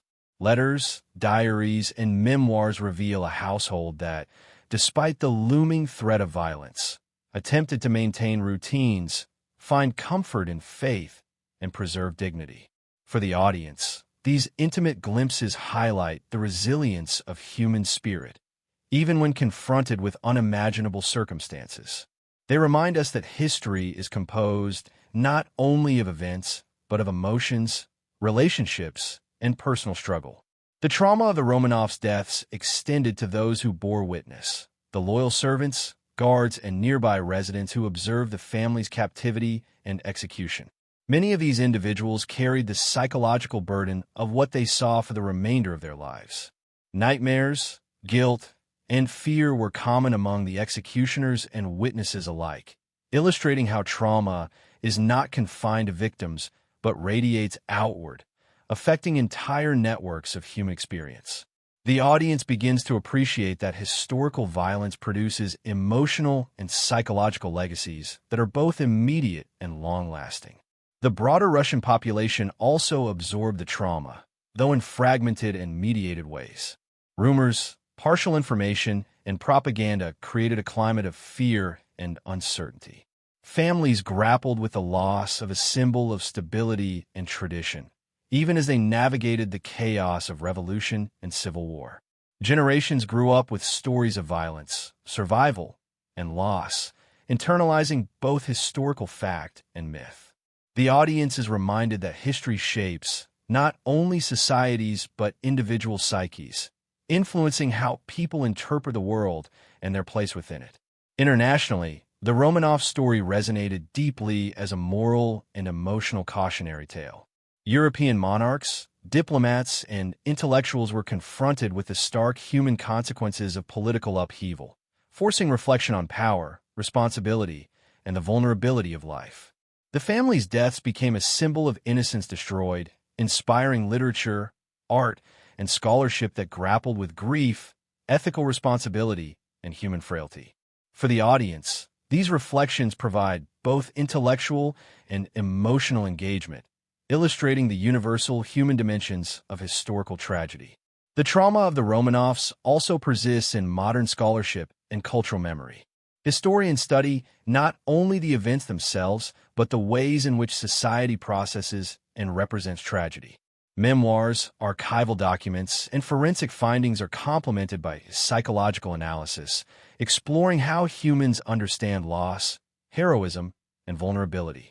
The audience experiences a multidimensional perspective, recognizing that historical understanding is enriched by considering both factual and emotional evidence. Religious interpretation adds another layer to the psychological legacy. The Romanovs' canonization as martyrs frames their suffering as both a moral and spiritual experience, emphasizing endurance, faith, and transcendence. Pilgrimages, religious ceremonies, and commemorations invite reflection on morality, courage, and human vulnerability, turning historical trauma into a vehicle for ethical and spiritual contemplation. The audience gains insight into the ways societies transform personal and collective suffering into meaning and moral guidance. Modern media continues to explore and reinterpret the psychological dimensions of the Romanov story. Films, documentaries, novels, and virtual reconstructions highlight not only the events but the emotional stakes: fear, love, loyalty, despair, and hope. Viewers are invited to inhabit the emotional world of the family and those around them, experiencing the intensity of historical trauma as both narrative and empathetic engagement. The audience begins to see history as a lived, felt experience rather than a distant or abstract chronicle of events. The enduring fascination with the Romanov story is also a reflection of collective trauma. Myths of survival, secret escapes, and hidden treasures reflect society's attempt to process grief and uncertainty, blending hope with reality. Even when scientific evidence dispels rumors, the psychological appeal persists. Humans seek patterns, resolutions, and possibilities beyond brutality and death. The audience is reminded that myths and legends are not mere fantasy, but part of the human process of coping with trauma, finding meaning, and reconciling with loss. Psychologically, the Romanov story also highlights the tension between innocence and power. Children, in particular, symbolize purity, vulnerability, and the potential for continuity. The deaths of Alexei, Anastasia, and their siblings evoke profound empathy and moral reflection. Viewers confront the stark contrast between innocence and the calculated violence of political forces, deepening emotional engagement and moral contemplation. The audience is led to reflect on both historical and contemporary examples of vulnerability and exploitation, bridging the gap between past and present.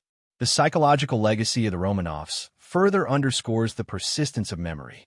Survivors, witnesses, historians, and descendants all participate in preserving the emotional truth of events.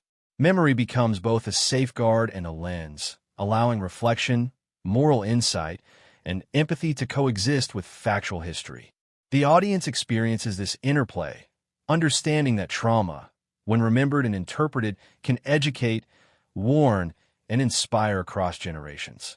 Finally, the human and psychological legacy of the Romanovs reminds us that history is not confined to dates, documents, and dynasties. It is lived, felt, and emotionally transmitted. The audience is invited to consider the enduring impact of trauma, courage, and loyalty, understanding that the consequences of violence echo through time, shaping personal, collective, and cultural memory. The Romanov story becomes a testament to the human capacity to endure, remember, and find meaning even in the aftermath of incomprehensible tragedy. And so, the echoes of trauma, the fear, grief, hope, and moral reflection ensure that the Romanov story remains not only historically significant, but emotionally and psychologically resonant. For the audience, this section transforms the narrative from a chronicle of events into a meditation on human experience, resilience, and the moral dimensions of history, leaving viewers with a sense of reflection, empathy, and haunting remembrance. The story of the Romanovs, though concluded in historical terms with the confirmation of their deaths, continues to resonate with a sense of mystery, wonder, and moral reflection. Their lives and tragic ends serve as a mirror, reflecting the fragility of power, the endurance of human courage, and the relentless curiosity of generations that seek to understand what happened behind closed doors in the twilight of Imperial Russia. For the audience, this final section is both a resolution and an invitation to contemplate, offering closure while leaving the emotional and intellectual questions lingering in the mind. Even after the forensic confirmation of the family's remains, myths and legends persist in the public imagination. The stories of survival, secret escapes, and lost treasures, though scientifically debunked, continue to inspire fascination. Why do these myths endure? Perhaps because they offer hope amid tragedy, a counter-narrative where innocence survives cruelty and where human resilience triumphs even against overwhelming odds. For viewers, this interplay between fact and legend highlights the enduring human desire to find meaning and optimism in the shadow of despair. The Romanov story also challenges our understanding of morality, leadership, and the consequences of human decisions. Nicholas II's adherence to duty, even when flawed, illustrates the tension between personal ethics and political pragmatism. Alexandra's devotion to family and faith demonstrates the power of love and conviction, even when it leads to isolation or misjudgment. The audience reflects on the human dimensions of historical actors, realizing that history is shaped not only by grand events, but also by intimate choices, emotions, and relationships. Equally compelling are the stories of those who surrounded the Romanovs, the servants, guards, and loyalists whose courage, loyalty, and compassion illuminated the family's final months. Their quiet heroism underscores the profound moral choices individuals make when confronted with danger and injustice. Viewers are reminded that the narrative of history is never solely about rulers or revolutions. It is also about ordinary people who display extraordinary humanity in moments of crisis. This realization deepens emotional engagement, leaving the audience with a sense of awe and respect for those who risked everything to serve, protect, or remember. The execution of the Romanovs also serves as a powerful meditation on the consequences of political upheaval. The act itself, intended to consolidate Bolshevik authority, had far-reaching repercussions, both immediate and generational. It shaped Russia's future, influenced international diplomacy, and left an indelible mark on cultural and psychological memory. The audience witnesses the duality of human history. That which is violent and destructive can simultaneously inspire reflection, scholarship, and the pursuit of truth. The story becomes both a cautionary tale and a source of profound moral and emotional insight. Cultural memory ensures that the Romanovs remain present in modern consciousness. Literature, film, music, and art continue to explore their lives, blending historical fact with narrative imagination. These creative endeavors allow audiences to inhabit the family's emotional world, experiencing fear, love, hope, and despair in vivid detail. In this way, the Romanov story transcends the limits of documentation, becoming a living narrative that bridges centuries, inviting reflection on universal themes of human experience. The audience engages with history not as passive observers, but as empathetic participants, emotionally invested in lives long past, yet still deeply affecting. The spiritual and religious legacy of the Romanovs further deepens their lasting resonance. Canonized as martyrs, their suffering and death are framed as both tragic and transcendent, embodying faith, moral fortitude, and the endurance of the human spirit. Pilgrimages, commemorations, and religious narratives elevate their story beyond politics and history, offering moral and spiritual lessons to contemporary audiences. This dimension reminds viewers that human experience is multi-layered, encompassing both temporal events and enduring ethical, emotional, and spiritual truths. Even as scientific evidence resolves historical uncertainties, the Romanov story continues to provoke questions. What if circumstances had been different? Could choices have altered the family's fate? How does one reconcile human cruelty with courage, innocence, and devotion? The audience is invited to reflect, not on speculation for its own sake, but on the profound moral, emotional, and philosophical questions that emerge from the narrative. These questions transcend the specific context of early 20th century Russia, touching on universal themes of human life, suffering, and resilience. The global fascination with the Romanovs underscores their symbolic significance. They are not merely figures of a bygone era. They're symbols of vulnerability, ethical choice, familial devotion, and the consequences of historical forces beyond individual control. By engaging with their story, audiences encounter their own questions about morality, power, justice, and empathy. The narrative thus serves both as a historical account and as a mirror for introspection, inviting reflection on how individuals navigate personal and collective challenges in their own lives. In the end, the Romanov story is a meditation on the intersection of history, memory, and imagination. The interplay of documented events, forensic analysis, personal testimony, myth, and cultural expression creates a rich, multidimensional narrative. The audience experiences both closure and lingering wonder, appreciating the clarity provided by evidence while acknowledging the enduring emotional and imaginative power of legend. This duality ensures that the Romanovs remain compelling not only as historical figures, but as enduring symbols of human courage, vulnerability, and resilience. Ultimately, the Romanovs' tragedy is a testament to the enduring complexity of human life. Their story teaches that even in the face of overwhelming violence, human choices, loyalty, courage, and love persist. It reminds us that history is never merely about dates, power, or politics. It is about the lives lived, emotions felt, and moral decisions made in extraordinary circumstances. For the audience, this final reflection transforms the narrative from a chronicle of events into a meditation on humanity itself, leaving a lingering sense of awe, sorrow, and moral contemplation. And so, the story concludes with both resolution and reflection. The Romanovs' deaths are confirmed, their legacy secured, yet their memory continues to inspire, challenge, and provoke thought. The myths, legends, and human stories that surround them endure, reminding viewers that history is as much about memory, imagination, and moral reflection as it is about fact. The audience is left with a profound, haunting question.